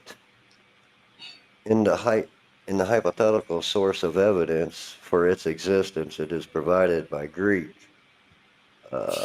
Cock, literally, bird who sings. You can't make this shit up. That's funny. That's my Chinese animal. Is a cock. Cockle-doodle-doo. So I'll share this with you guys. So you get a race of people. In this case, you enslave them, and then you get them to speak your language. And in getting them to speak your language, you're even going to have the subdirectories to that language. So you'll give them, or you'll write in the definition. This is the concept of quicksand. So we're going to use the same language that we've been enslaved with the same definition that we've been enslaved with, to try to explain situations. You're still in that box. And the more you try to explain that by thinking, now I know the truth, the more you're in that box.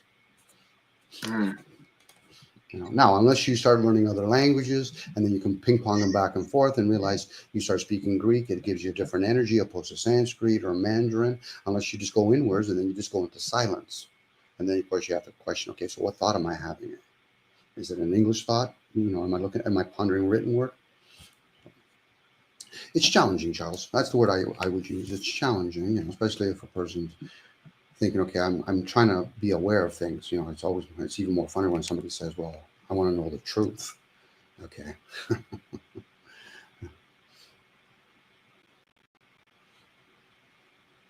Could we bear it?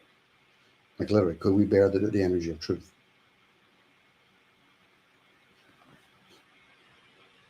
At least the white lie comes in pieces. And of course, there's a reason why they call it a white lie, because it's the known. It's not in the darkness, it's in the known. That's racist, man. There's no black lies. I think I'm going to jump off here in like 20 minutes, like a little after 2 hours. No problem, Charles. I don't know if it's racist to classify things as black or white. Every time I hear something white or black, I always say that. That's how petty a lot of this newer generation is. Like if I said nigga, it's racist. They don't even know what racist is. Well, from what I grasp is when an intermixed relationship, when they used to breed different species together, the offspring is what they would call that N-word, because they're neither here nor there.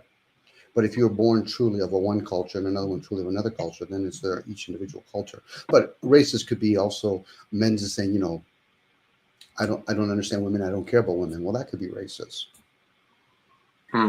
Opposed to I like to understand as best as I can on other beings, but I'm never going to understand a woman. She could share with me.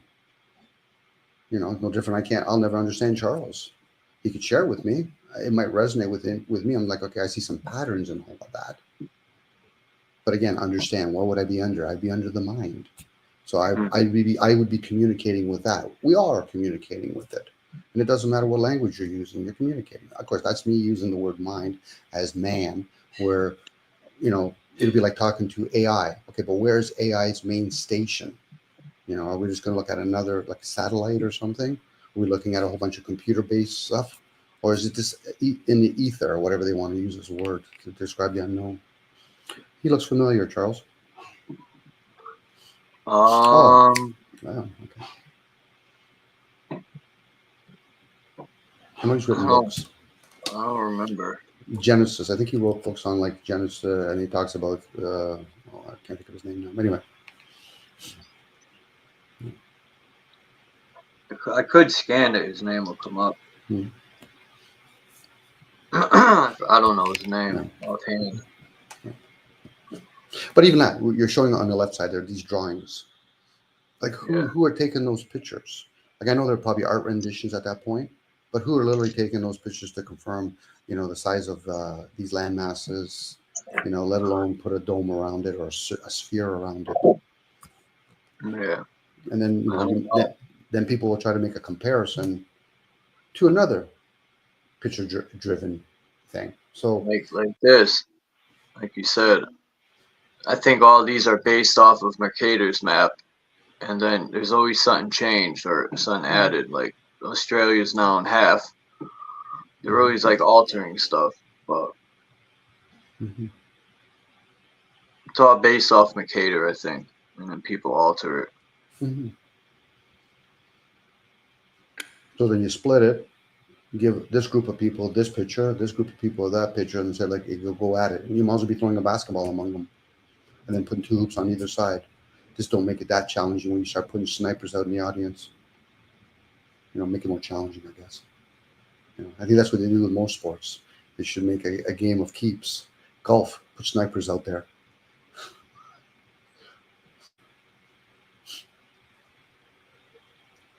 Keep you on your toe. That's kind of strange. It shut me plumb off. Oh, welcome back.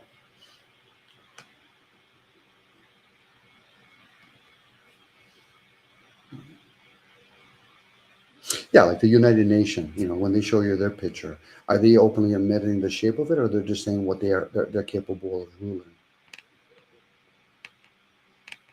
Why with the little, the Caesar's little crown leaf underneath it?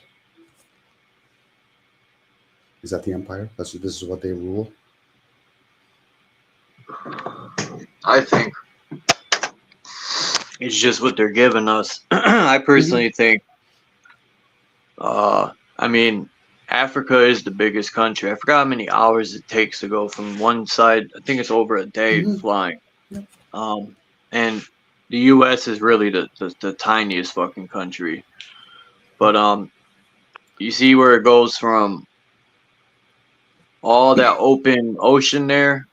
I think there's lands there that they just don't put on the map. I always funny when they show these pictures, the one on the top right there, and they have all the grids, and then of course people can gauge it by the time zones. But as they get closer in, the time zone is a little bit different. Imagine if you start expanding outwards. Are we talking about? This is how people talk about immortals. Your aging process changes. I wonder. Yeah. Because if we could go underground and it changes your aging, I would do it. But then again, like you said, we're not even truly our age. It's just that's just the age of the car we're in. Our rental. I call it our rental. It is a rental. Lucy said down in the chat, tribalism. That's interesting because I believe there's something up with the Native American Indians and that whole tribe thing. So, and it's interesting when I look up the etymology of that, how it very well seems to play into the teachings in the finance. Tribe as a noun by itself, one of the 12 divisions of the ancient Hebrews, were directly from Latin. One of the three political ethnic divisions of the original Roman state. And then it goes down to where is it as tribalism? I was just reading it. Just like the etymology of the word country is the council of the trade. And so many of our ancestors have drawings. Hold on. Whether they're true or not, I don't know, but they show all these trees. And if you look at Google Maps, whether that's true or not, because it's digital, but you can literally see either it looks like lightning has been hit the ground and it caused the Lichtenberg effect, or you could see giant leaves and dirt is probably just rotted out tree stumps. Who knows? But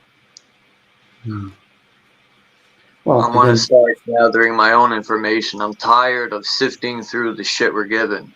You know, I want to do some real fucking digging, you know? Well, tribe by itself, and then when we add the AL to it, the meaning characterized by a strong sense of loyalty to one's group, as a style of belly dance from 1999.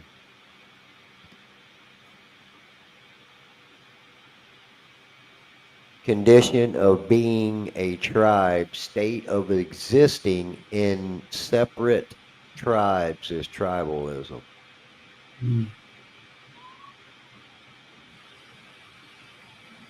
Yeah, we've expanded that to all the other different ism. Yeah, so it is. I think the key word, I believe the key word just might be tribe. Yeah. We form groups, tribes. You know? And if you meet another group of people, then you might eventually intermix with them, and next thing you know, you're forming another type of tribe. You know, and Charles, I think, sorry, Steve, you had said earlier, you know, about, you know, our ancestors. There's a good chance, like in this age, it's a handful of people that are aware of certain things, or they might tap in that they're mystics or wizards or whatever. So, and even in those ancient times, it would have been very similar to, you would have had the few among the tribe leaders that probably had certain types of gifts. The rest of them probably would have just been more closer to nature. So they would Sorcery, alchemy, yeah, botany. Those are important back in the day, especially botany and alchemy. Today they just focus more when they find the people that are good at arts, for example, you know, in the sports or music and all that. And so the industry will, you know, push that, you know, and then it becomes entertainment. You know, there's nothing wrong with it. It's just that's where we're at. You know, Rome kind of collapsed to a certain point because they started getting a lot of days off. People really wanted to enjoy from their booty. You know what I mean? They grow a civilization, and then eventually they get, you know, displaced and they get comfortable. Think about the British Empire, and now think about the American Empire. It's got comfortable. Took a lot of effort to manipulate other countries to their will, and now in that they've been able to, you know, let's enjoy it a little bit. Well, then that'll be the downfall, because it wasn't a genuine natural growth; it was a forced growth, and that'll probably Fraudulent de facto growth. Yeah, that's a good word too. You know, and then they just move it along. You know, let's move the empire somewhere else.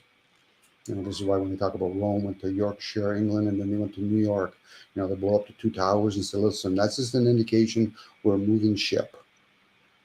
You know, and then they'll probably bring, like they did with the Ottoman, they brought the Ottoman to finish off the Roman Empire, so that would be recorded in history. That was a collapse. No, the Roman Empire collapsed way before then. The American country right now, it's collapsed probably a good couple of decades ago.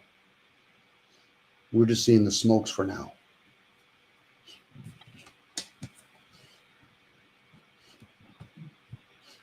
And then this new ship.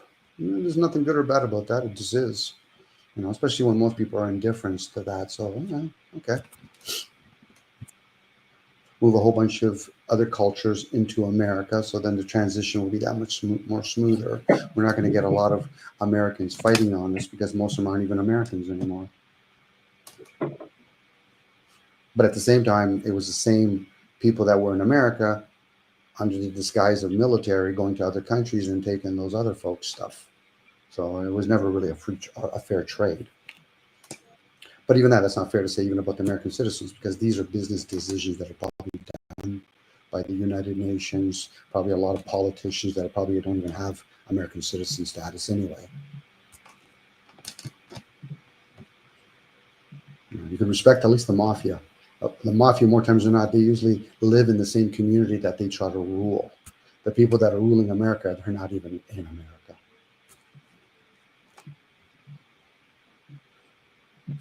But hey, give us flat Earth. Give us the globe. Give us flat Earth. I think the powers that be are in America, because I'm one that my research has got me on top of EKU and being the little fat guy behind the strings. So I don't disagree that we're being run by outside influence being artificial intelligence, but I still got my eyes on Eastern Kentucky. Well, I guess once a person becomes aware that the land that's in America, there's not a single American citizen that has that ability to own land. It's being ruled by some other monarchy. Now you can have the land is not for sale. Yeah, they can rule. That's why it's called rulers. They even know we don't own land; we rule land. It's a ruler. Yeah. Are they the ones who control the measurements? They might pay somebody that does that, Charles. Maybe. Well, they would certainly be involved in finances. Yes, because you need that medium, to convince people. It's kind of like another wall. So here, we'll put currency in front of you. The ones that truly, genuinely rule do not play with money. They think it's dirty. It's a waste of energy. But they'll allow people to gauge them based on money. So what they'll do is they'll throw puppets in front of you. Bill Gates is the richest man in the world. Elon Musk, those are puppets. The first two letters in finance is FI. It's also the first two letters in fish. Fish is in. You know why NASA says T minus? Please, look at the name. T-minus. NASA says T minus because that's what's missing in NASA to spell Satan. What about Santa? Change the words around. True. Yeah. And the adversary. Now, is it Satan the adversary towards the spiritual beings or humans? Well, Satan is the ruler of the material world, so maybe Satan is in the flesh. Could be. And if he is the ruler, then it's his realm. And then most of us, if we're being denied, well, we can say fuck them, but you can say whatever you want, but he could have this shithole. That's why when you start thinking about people that are Satanists and all that, they succeed. Why? Because you're following the ruler's rules. But he also probably encourages the fact that he does want people that are going to be an adversary. Most people aren't an adversary to Satan. They might think they're an adversary. That's no different when people, they use a word like God bless you. Well, really? So now you're speaking in vain, are you? What do you mean? Why would you say God bless you? Are you speaking on behalf of God? People just don't realize how much they use words in vain. It's like when somebody says devil advocate, you're not worthy enough to be the devil's advocate. You can be another. Domi says Washington, D.C. used to be Rome, Maryland. There you go. He gets it. Ken does it. Yeah. Now, once you gather, Washington, D.C. can also mean a state of man's data communications. That's the fun part about English. You can play with it in many different meanings. And if the art to create the spells, isn't it? Yeah. And if it resonates with you, okay, I know. It's usually when somebody wants to go in there like, okay, I have this category. I want to fit them in these categories. Here's my rights. Here's my wrongs. Okay, so you're going to force a situation opposed to just take it for what it is. It's like gathering information. Gather information first. Don't worry about assessing it. Just gather the information. Once you think you've gathered enough information, you can start sorting it out. Might even try to think after, okay, what do I do with this information? But most people already go in there. I already know what I'm going to do with it. Those are the kind of people, they're already running and thinking about what kind of dance they're going to do in the end zone before they actually catch the ball. You know, that we, for a lot of folks, maybe some not, some opposed to many, they know how to assess it as they're doing it. Where other people, it might take them years to gather information and then sit down and say, okay, am I in the right energy now to assess this information? And for what purpose? What's the intent behind it? You know, it's not like as though we're going to say, I'm going to share with the masses. No, there's already been billions of books, not billions, but millions of books already written. And you think that's made a change in the human race? Technology is advanced, but I'm pretty sure a lot of that's been put into us, meaning that something outside of us is giving us all this. And we're just, you know, what, we're making Wi-Fi, are we? No, it's just tapping into something that's already here. Yeah. Yeah. Like who gave us the ability to tap into the air, all the different combinations? Yeah. That's a good question. Yeah. And that could be a life journey, Charles. And you're putting a lot of effort into it. I appreciate that of you. You're putting a lot of effort. And there you might have those moments like, fuck me, I didn't realize I didn't see that. I said you weren't ready to see it. Right. You know, other people are There's quickly. a gentleman down there says DC and is district commissioner in my country. It's direct District of current. That's what I think. Direct current. It absolutely. So in the information technology, meaning paperwork, that's all the finance. That's the checkbook, right? The information technology is the checkbook, isn't it? And depending on the information of these words and how they're being used before we autograph one of those things, we should really know exactly what values in that presentment and where the profits are going. If I can add a caveat to that, you know, there is, I love the wording, information. But because we have many receivers from within, people have to understand, okay, what receiver do I need to retrieve that information? Am I just receiving it from the upper hemispheres? Am I receiving it, you know, because that's where the king and queen ideal sits, in the hemispheres. The heart's usually like the gesture. A lot of the main work is done in the gut. So if there's information, then you have to retrieve it. Where am I retrieving it? Is it insightful, intellectual, intuitive? Where a lot of people, they try to force it. They're always going to try to use their upper hemisphere. This is why when you get the concept of right and wrong. Let me use one hemisphere and I think the other one's wrong, opposed to right and left. Then you merge them. Then you can be creative with that information. You know, like again, you know, my kingdom, there's many rooms in it. Each person has their own kingdom. So once you start, go ahead. Though it's interesting because it's exactly like that word eldred. Dread means to dig up something, obviously something that's been covered. Oh, Bottom. that's why they call that machine a dredge. And then you got to dig that little hole even to plant that seed too as well. You see where I'm going with it? The connections, how it's like a form of art. Well, I know you know what the hell I'm talking. I'm just laying something down for somebody later that may help them see that path a little clearer. Oh, share speed. It's being recorded. I know you and Charles understand a lot about those languages. For me, I'm actually hearing you guys. I'm like, well, you guys are really breaking down words. Thank you. You know, and it's in that moment when you're sharing, it's like, oh, I've kind of always known, but somebody has to bring it out. So when you share out loud, Charles and Speed, it's being recorded. So it's for prosperity, and hopefully other beings will hear it and say, oh, okay, I'm glad. Because it's usually a moment that you need to grasp some of this stuff. I believe they call it a broadcast, and I certainly hope my intent is certainly to gather with other folks on this broadcast and to broadcast value to everyone. Casting spells abroad. I love it. But it's what you do with it. Again, it comes down to what you do with it or what you be with it. You know, it's your own intent that will determine that. And it can manifest, and I think you said it, Speed, in your action. What do you guys think of the Dogon, like this fish hat and stuff? What, I know Jesus was a Pisces and all that good stuff, but I feel like there's something more to this with their wand and their magic they use. Well, I don't know because I mean, I shared openly that I really don't have much into the readings of any of this information that I share.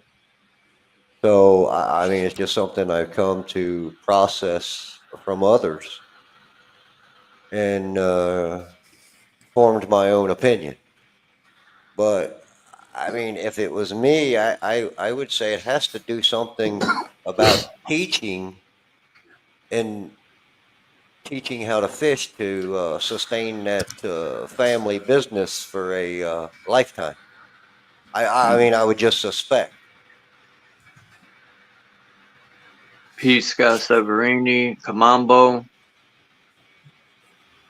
Anyone else come in? Well, and finances, obviously, something to do with finances. Peace, Native.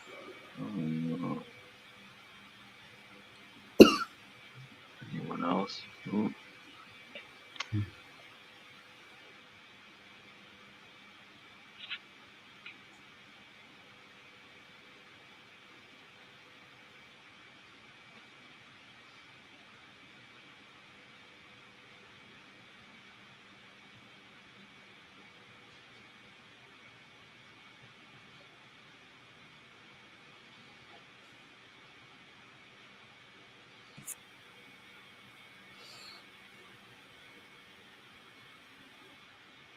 Like even the 6-pointed star,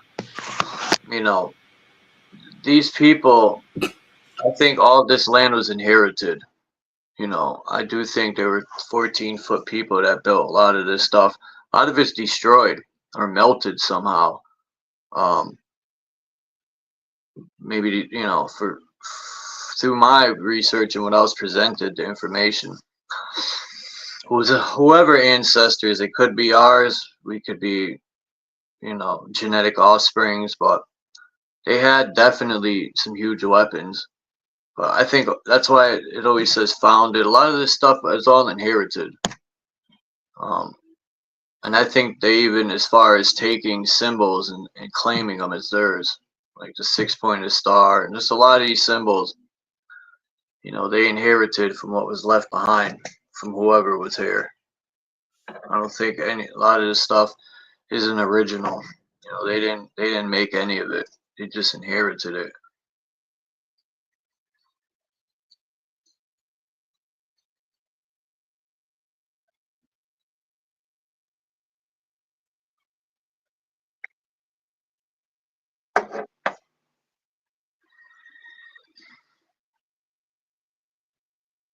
This is in Houston, Texas. They got the one eye.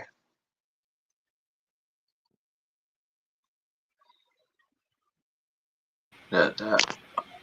Maybe they're going to use that to prove it. Oh, look, it's flat Earth. You see the circumference of the circle? There's a camera in there. There's probably a camera in each of those glass pane on all those windows on that building.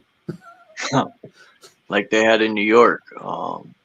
Where was it? Ireland was looking into New York, and when New York would look into the camera, they were seeing Ireland. And they ended up shutting it down because the people in Ireland were making fun of New York.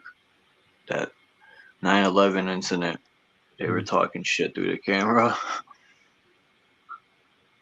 But that symbology is important to a lot of those groups, like Templars and all that. It's kind of like hidden messages.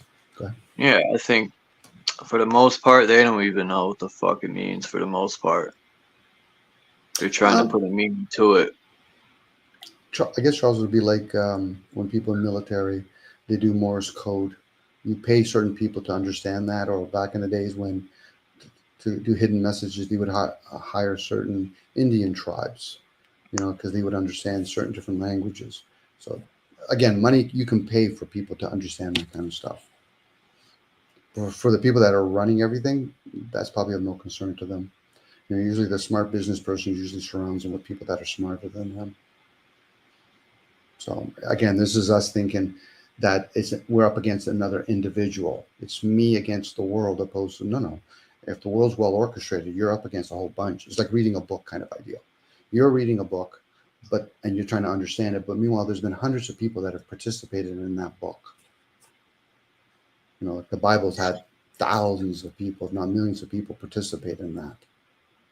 So one individual reading it's not going to like open up doors unless you're some sort of spiritual being. And even that, I said, okay, so your blessing now has become a curse. Why? Good luck explaining that to the masses. Well, here's something interesting.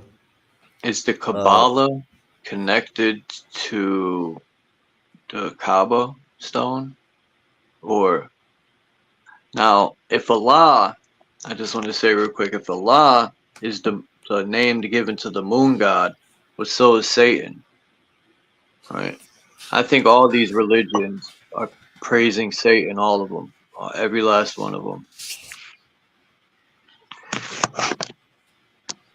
I looked up the Pisces.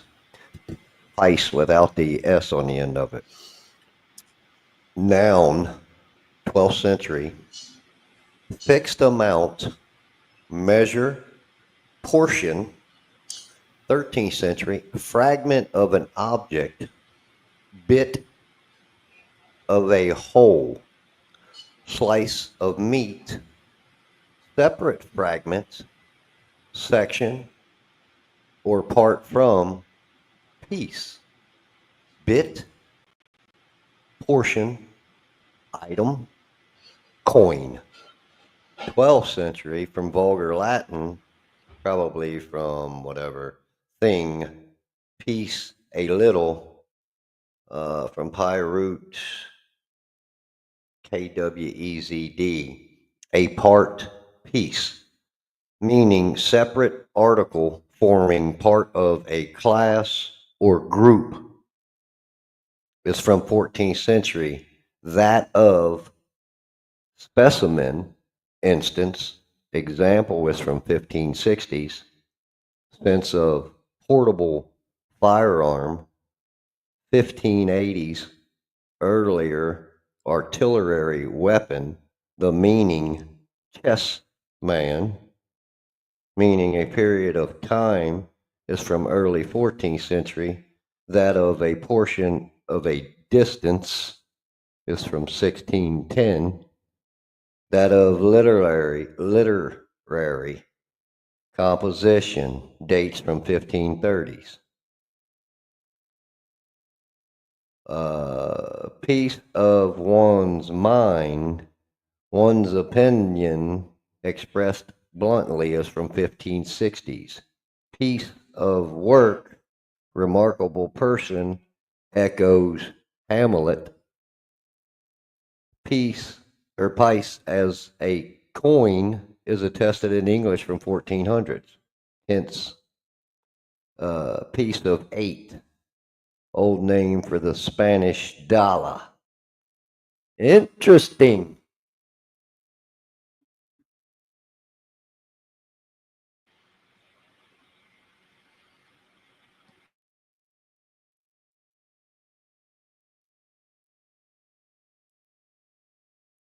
That's always interesting when we play with words and its definitions. What's those words and all those forms of paperwork? And then when you put them in thoughts, they start slowly clicking. Why didn't I ever have that thought before? Why didn't I ever have that thought before? You know, and when it presents itself, it's kind of like a veil being removed every time somebody says it and puts a meaning to it or some other interpretation to it. Maybe a label. Say that again, Speed. When they put a label to it. Oh yeah, for sure. Once we start labeling things, you know, again, the concept of right and wrong is another variation of a label. You know, defending and attacking kind of feeds that. What all be done shall be done. There's nothing new under the sun. Yeah, when it comes to, you know, seeking and trying to figure out how this realm works, yeah, there's hence the term "nothing new under the sun." You know, the way they depict it is there's nothing from the human perspective in our behaviors that will truly satisfy you to understand where you're at. So hence, kind of like Saul or the king, you know, just eat and be jolly kind of ideal. You know, but then there's people, this is myself and probably you and Charles, we're inquisitive. We kind of want to at least push the envelope a little bit. Where other people, they're not going to push the envelope, but they'll gladly work for a system that they're not even going to push what they work for. Most people aren't going to question how fiat currency works, let alone how all the technology comes to be. You know, and the ones that try to defend it, I said, tell me when you're done exhausting yourself. Why? Because I'm just inquiring. I'm not looking for answers. You know, that's what leads people usually into that folly. I think I have the answer. You might have a moment. And how would that answer satisfy all those different moments?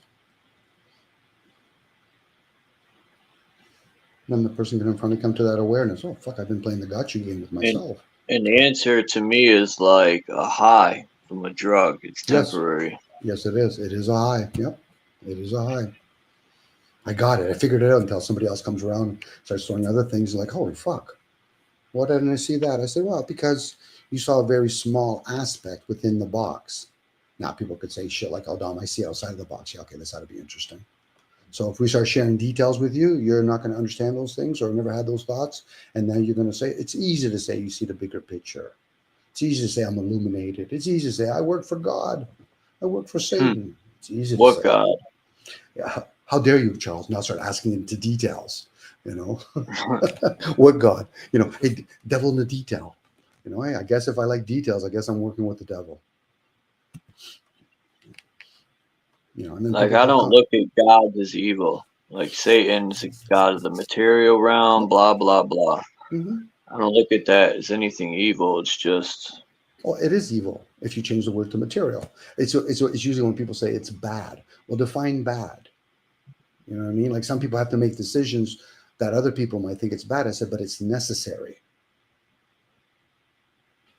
You know, you're going to have technology that's going to advance. And in that advancement, when you're using the age, it might be perceived by some people, but it's harmed me. I said, there's going to be casualties. You know, the advancement of technology, building bridges. You're going to have people that are going to lose their lives by building the bridge. You're going to try to limit the amount of loss, especially if you pay them enough money and say, oh, fuck, I value money more than I do humans, so I'm going to make sure that they don't die. But meanwhile, you built it somewhere else in another country where they're paying you pittance. You could have thousands of people dying. We just saved on cement, throw their bodies in there. Yeah, sad as that may be to people, right? You know, people of, you know, understand nature. They'll say, listen, when I'm about to pass away, I'm going to be like an animal. I'm going to take my carcass or aging carcass. I'm going to go to the woods. I'm going to lay there, give up the ghost, and then allow nature to feed off of me. That's what I want to do, man. I don't want them draining my blood and cutting me up, and I just want to go in the woods, die, and mix in with the earth. Fuck all that other shit. It's honorable death, Charles. You're giving back to nature. But how many of us would do that? No, I'd rather be burned. You know, I'd rather put myself in a casket. And, you know, basically, yeah. You know, let me deprive the animal and insect kingdom. You know, it's. How many folks do you think carry a driver's license and subscribe to the donation of their organ? And then when some of these powerful elites, we'll call the false prophecy, need something from those folks, well, they just might not get the care that they need. See? Yeah.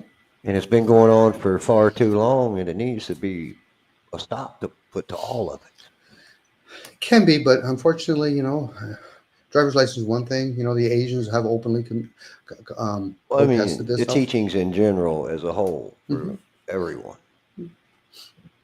But the pushback would probably be by the masses, because once the masses just starts clicking with them, how the system has been misguided, let alone how it should have been before or how it was more healthier before, they would say, no, I don't want to die that way.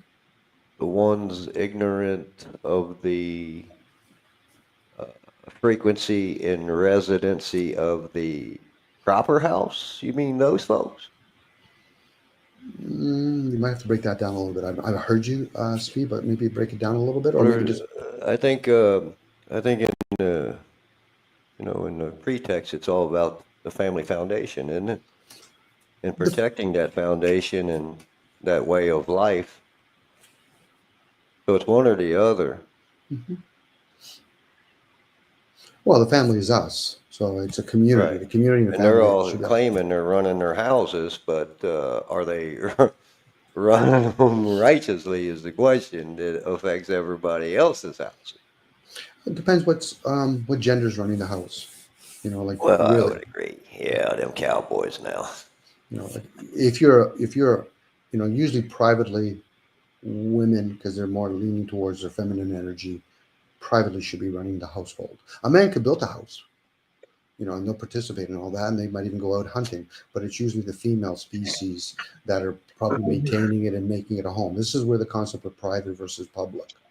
That's why Muslims, for example, publicly, you might have the head of the house publicly be a man, but privately, it's the person that's running the household is the woman. Now, you can manage that with your energies, you know, and again, it goes back to, if you're going to have a private conversation, you should bring out your feminine energy. But most people, what they do publicly, they'll use their masculine energy, their programmable energies to argue with each other, but forget when it becomes a private conversation, you should be able to shift. You know, think about when you're privately within oneself. You know, the outside world is the program world. The inside world is the teaching realm. You know, that's what the teacher-student relationship is. That thing outside is not your teacher. You can get teachings from it, but that's not your teacher. Yeah, I wholeheartedly agree with you. The A inner teacher, self they is, drink tea? that is the real classroom. And if not one's own ego, if they can't use their own ego to defeat themselves, then, you know, maybe they continue to be lost. But I think everybody's capable of taking down themselves if they actually want to. Yeah. Again, the self is the program, usually the ego, because a lot of us haven't really done those cycles correctly, where the first 7 years is the physical development years. If those years aren't developed, you're going to have your vessel, your ego, struggling the whole time. Right. Because it's like, okay, so there's a malnutrition going on in the vessel. Are you going to use different ages to correct that? Now the ongoing program, think about your brain. When does it fully develop? Around 25. So Proper steps wasn't taken to secure the foundation that all of that was built on. Mm-hmm.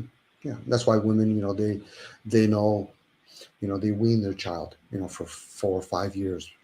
You know, they don't really go around giving cow's milk to them after, you know, because usually the milk sort of become memorized inside the vessel. So that's how you need your calcium. But then we've been entrained or indoctrinated. Oh, but I should be drinking cow's milk, sheep's milk. Yeah, it might taste nice and all that. So now we're based on our likes, not if it's healthy for us. I can say that for myself, you know. And so then when I tap into that, I'm like, okay, Dom, are you willing to change that? Probably not. Hence the word repent. Probably not. So then I'm being honest with myself. But it still doesn't mean just because I'm being honest with myself, I'm going to be healthy. No, I'm realizing I'm probably harming the vessel. This is why most people, they're not going to live a longevity of 120 years, let alone healthy at 60 or 70, let alone 80. And then we introduce things like Wi-Fi and all that. That's just going to put the body that quicker in disease because we've never actually built up our immune system to at least tolerate certain environment changes. You know, and of course, as you understand the cycles, the next 7 years is usually emotional development years. They're all there. It's just when do you start developing them? For a lot of people, they don't develop that emotions. You find out later on in life they're mentally capable, but yet emotionally they're not. So then they'll start arguing and debating with each other. I said, so what are you debating about? Well, I'm debating that person's view. I said, so you can actually see through them? Well, no. So then you're basically just projecting and then you're debating that. You know that, right? And then, of course, to give you one of those things, I don't know what you're talking about. I said, but let's say you did know. How would you apply discernment to that?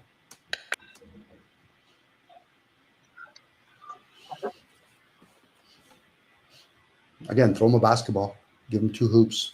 Throw them 2 soccer. Throw 2 soccer fields out there. You got to give them an outcome base. You got to give them the red and blue. You got to give them the red or blue, red pill or blue pill, opposed to, can I just avoid taking any type of pill? You know, like, why would you want, it's kind of like, do you see the glass half full, half empty? I said, you're trying to trick me here, right? What do you mean? I think I'll take the purple pill. There you go, Charles, purple pill. Then you'll have people following you. Follow Charles. He's taking a different type of pill. I'll be like, don't follow me, follow yourself. Mm-hmm. You know, the pill analogy is like, what are you willing to consume?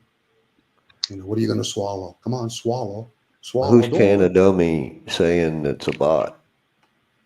I'm a bot. We're all bots. I mean, yeah, I guess I could see that. Yeah. Yeah, we have programs running here. You know what I mean? Like, it's just when it depictuates itself in technology. You know, it's like cars, positive and negative lead, and it's grounded to the ground. It's always fun when I hear people say, Dom, I just want to be positive. I say, well, then you don't understand how it works. You're trying to warp it. You know, so could we literally be bots? Based on what people perceive as bots, like, because, you know, think about the vessel. Who's running the vessel when we're talking to each other? There's an ongoing program running.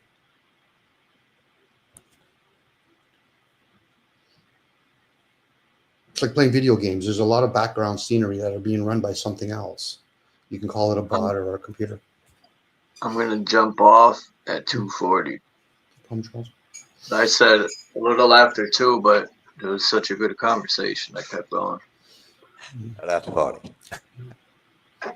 Different type of food you were getting today, Charles.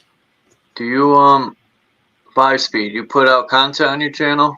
I got a sub to it. No, not really. I thought about start doing some stuff, but yeah. Because I was going to ask if you would want to come up one day and I'll give you the floor and you could explain a lot of the stuff that other people don't let you. You know. Well, I think it's better when there's a couple, 2, 3, 4 of us that are, you know, eager in coming together and figuring out some of these missing links, and possibly one of us having some of those pieces. I would be interested in that. You know what I'm saying? And I mean, I could bring the information as far as, you know, the American Record Company and break all that down. I don't have a problem. I'm willing to do that anytime. Okay. You just let me know. I mean, I'm always, like I said, I know all this is a record, and I just want the record to be clear in the future that there's some of us that really care. I never knew there was a Indian record company. And again, I don't know why I've come across all of this information. Now, I am from that part of the country, but yeah, it just keeps me that there is that higher creation here. And is that From what what's I hear, led me to this information? I don't know. Virginia was originally the virgin of this land for the Europeans that came allegedly. But Washington, D.C., from what I hear, isn't even owned by America. It's a foreign entity that's owned by Israel. I don't know how true it is, but I wouldn't doubt it. Okay. Take that right there. Now, Kentucky broke away from Virginia in 1792. And 1796 was the beginning of the Constitution, allegedly, right? Or no, what was in 1796? Was it? Yeah, wasn't it the beginning of independence or whatever, allegedly? Or am I? Yeah, I get the dates all mixed up anymore. But I mean, on the school deal, I mean, we've got that down. I mean, it's there. Yeah. And it makes sense versus this old world versus this new world. And there seems to be some play in Eastern Kentucky in the 80s with the banking commissioner and whoever wrote the curriculum for the education system that was supposed to be for everyone. What's the truth with this Confederate flag? Because they say it's racist, and I beg to differ. No, I don't think so. Me neither. No, it's a Southern hospitality. I would say that's a better representation of that flag than most people have. You take the hospitality as those Southern people and whatever you want to call, all down through the Bible Belt, all up down through there. You just take about that. Those people are they're from another way of life. That's why I think it's there's been a flip on us somewhere, and it very well possibly could be. I mean, the opioids hit the streets in the 80s. They killed the banking commissioner and the head teacher in the 80s.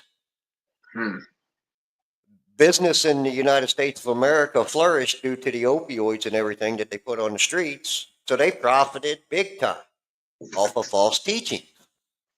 And it seems they've done that through a record label. And then, the SS-16, which right on there, it says it could be a religious order, and they take a vow of poverty. Is that attached to that record label? Is that giving it life? Creating a circuit?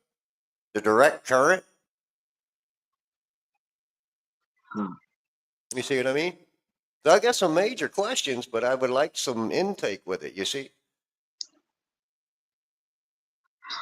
We could go into it deep tomorrow. I usually go live around 8:50, 9 o'clock. In the morning? Yeah. Eastern Don't- time. Don't threaten me with a good time now. True.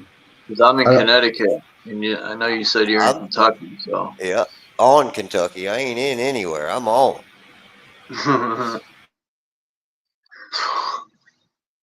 Yeah, we could do that tomorrow. Yeah, sounds good. So what does the flag actually try to represent? Is it something we all look towards and try to represent it by following it, or outside of the stripes and the colors that and the fringes on these flags? Think about war tanks. I read something. I know there's something to do with those stars and the bars on that southern flag, but there's something to do with the barber, that little wheel that spins out in front of a barber. Them red and blue stripes to do with military or something and blood or so. I forget the connection there. But those things around that represented, bandages that had blood stains and whatnot. Because in days they would have said, okay, what clan or what monarchy that you that you fight for or you're under. So there's usually messages in flags, but what is for some people, what is the purpose of a flag? Then you go inwards. Why would I follow a flag? Hey, Max, kind of goes in the theme about records. I think about when they have records and then they put pictures on it. The record label. Opposed to just the record. What's the label they put on it? We used to have family crests. Would the record be from the beginning of time until we got to now, so we don't make the same mistake twice? I mean, I just ask questions. It could be. It could be. I literally just ask questions. But that seems to be what's run the country for a very long time is Hollywood. And the imaginations that's created, how they feed that imagination through this creativity over the broadcast of that record label. Well, imagine, I get it. Imagine can be strong. Like those two objects in the sky could be nothing more than images. Exactly. An image could mean I'm age. So what's the age of the actors up on stage teaching? There you go. Hence why we have ages. Yep. We even have ages within our vessels. So not everybody at the age of 20 to 30 might be following the luminaries of Venus. It might be Saturn. Right. Don't look at the messenger. Look at the message. There you go. Yep. It's always the That's what I've message. been telling people for a long time. They're always focusing on the label and the messenger and not looking at the message. It's like entertaining angels or demons. It's not about, well, I want to know who your name is. No, what's the message you got for me? Then we can move along. No different people talking about Christ. I said, I don't care about Christ. What's the message? Buddha, I don't care about Buddha. What's the message? Because at least you could do discernment to the message. I can't use discernment on a guy named Jesus. What I can do is judge. I'm with him or without him. I would hope that I would teach my child if I had a child. Okay, so we're with them, and then he wants to question me. I said, okay, I'm glad you're actually challenging traditions. Why? Because if not, they're either going to die or you're going to follow it aimlessly. And how many people follow things aimlessly? They might become great in the light and have a perfect archery practice and all that. I said you would have been better off doing it in the dark. Why? Because you're pointing to the wrong direction. So, and they all do have teachings. You know, if it's written work or spoken, more times not it's written because you're not going to meet. More times you're not an immortal being. So you know you're gonna read this stuff. What is the fourfold, or you know, the Buddhist teachings, or the Bhagavad Gita, or the Quran? You can tell people that really don't really understand that stuff because then they start saying, well, we don't like Muslims. I said, do you even understand what they read? Well, not really. Do you even understand what they practice? Well, not really. So then how can you hate them, let alone like them? You know, I would, to that question there, it is. I was thinking about that. But my deal is with the Freemason or the Masonic, whatever you want to call it. Is that the this question I would pose to Canna Dummy? Could that be pertained to not specifically that title Freemasonry, but the abilities of what one of those that hold that title is able to do through knowledge in the way of value and wealth for everyone, and just not what they create for themselves? Alchemist. Just a question. I mean, it's one that, you know, I kind of got to look at it myself because I try to remain straight as that gate. You know what I'm saying? Well, outside of some of the practice that these types of clubs do, once you understand that the land is being ruled by somebody else, then you'll understand what a Freemason is. They're able to be builders freely on the land that they know that they don't own. So next time, when people start seeing all those high rises in all those major cities, you're seeing people that more times than not, especially if they have quite a few of them, they're Freemasons. They're probably not paying tribute in the form of property tax. They're probably have an allodial title is because they're probably paying a lot of membership fees. So they probably own the buildings, but they surely do not own the land. Or they've been given a condominium license. Yep. Your license, we'll rezone it for you. Why? Because we got to talk to all the record keeping in England or whatever and say we can rezone a certain part of New York or Canada or Australia. Yeah, I meant to say international condominium, but there you go. You know, that's for the big boys in the big house. Yeah, you know, and that's the game that they play. Now, whether or not consciously they're aware of how their parts work, you could probably go subconsciously, but then the question would be, okay, your persistence, I will give you that information. But if you're not persistent or you just figure, oh, I'm curious, you want to be like a cat? You know, you don't need to know that information. Most people don't need to know how fiat currency work. It's usually when they try to say, well, you know, money's the most important thing. I said, no, it's not. And it's not the evil. It'll motivate people to move dirts or whatever around, and they'll probably even cut down sequoia trees because they're getting paid for it. That's not a very difficult psychology to understand of human behaviors. My question would be, well, why are you making it about me now? I said, I'm just asking questions.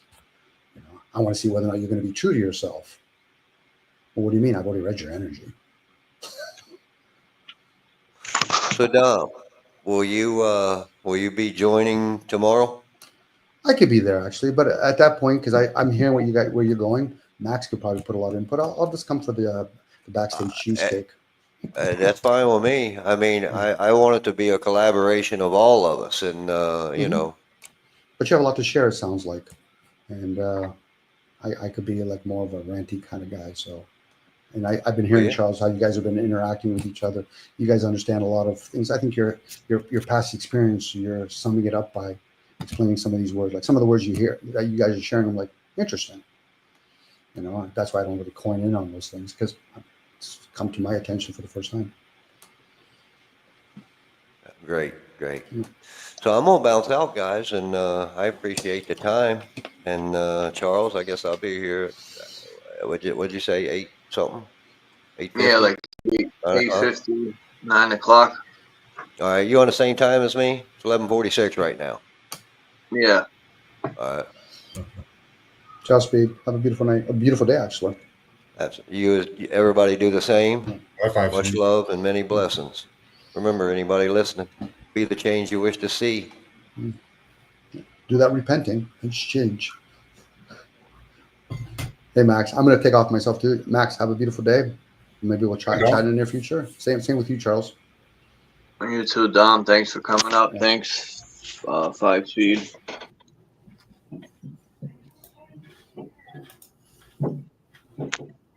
Yeah, you came right at the end, Max. I was about to close down. All right. Have a good day. You gonna go live today? I gotta catch up on the rest of your live the Yeah. other night. I'm gonna probably watch it in a little while. I don't know. Maybe. We'll see. I got my cable fixed, so that sucked. 4 days without my direct internet. I had to use my tethering from my phone like an animal. Yeah, I hate using that. Yeah.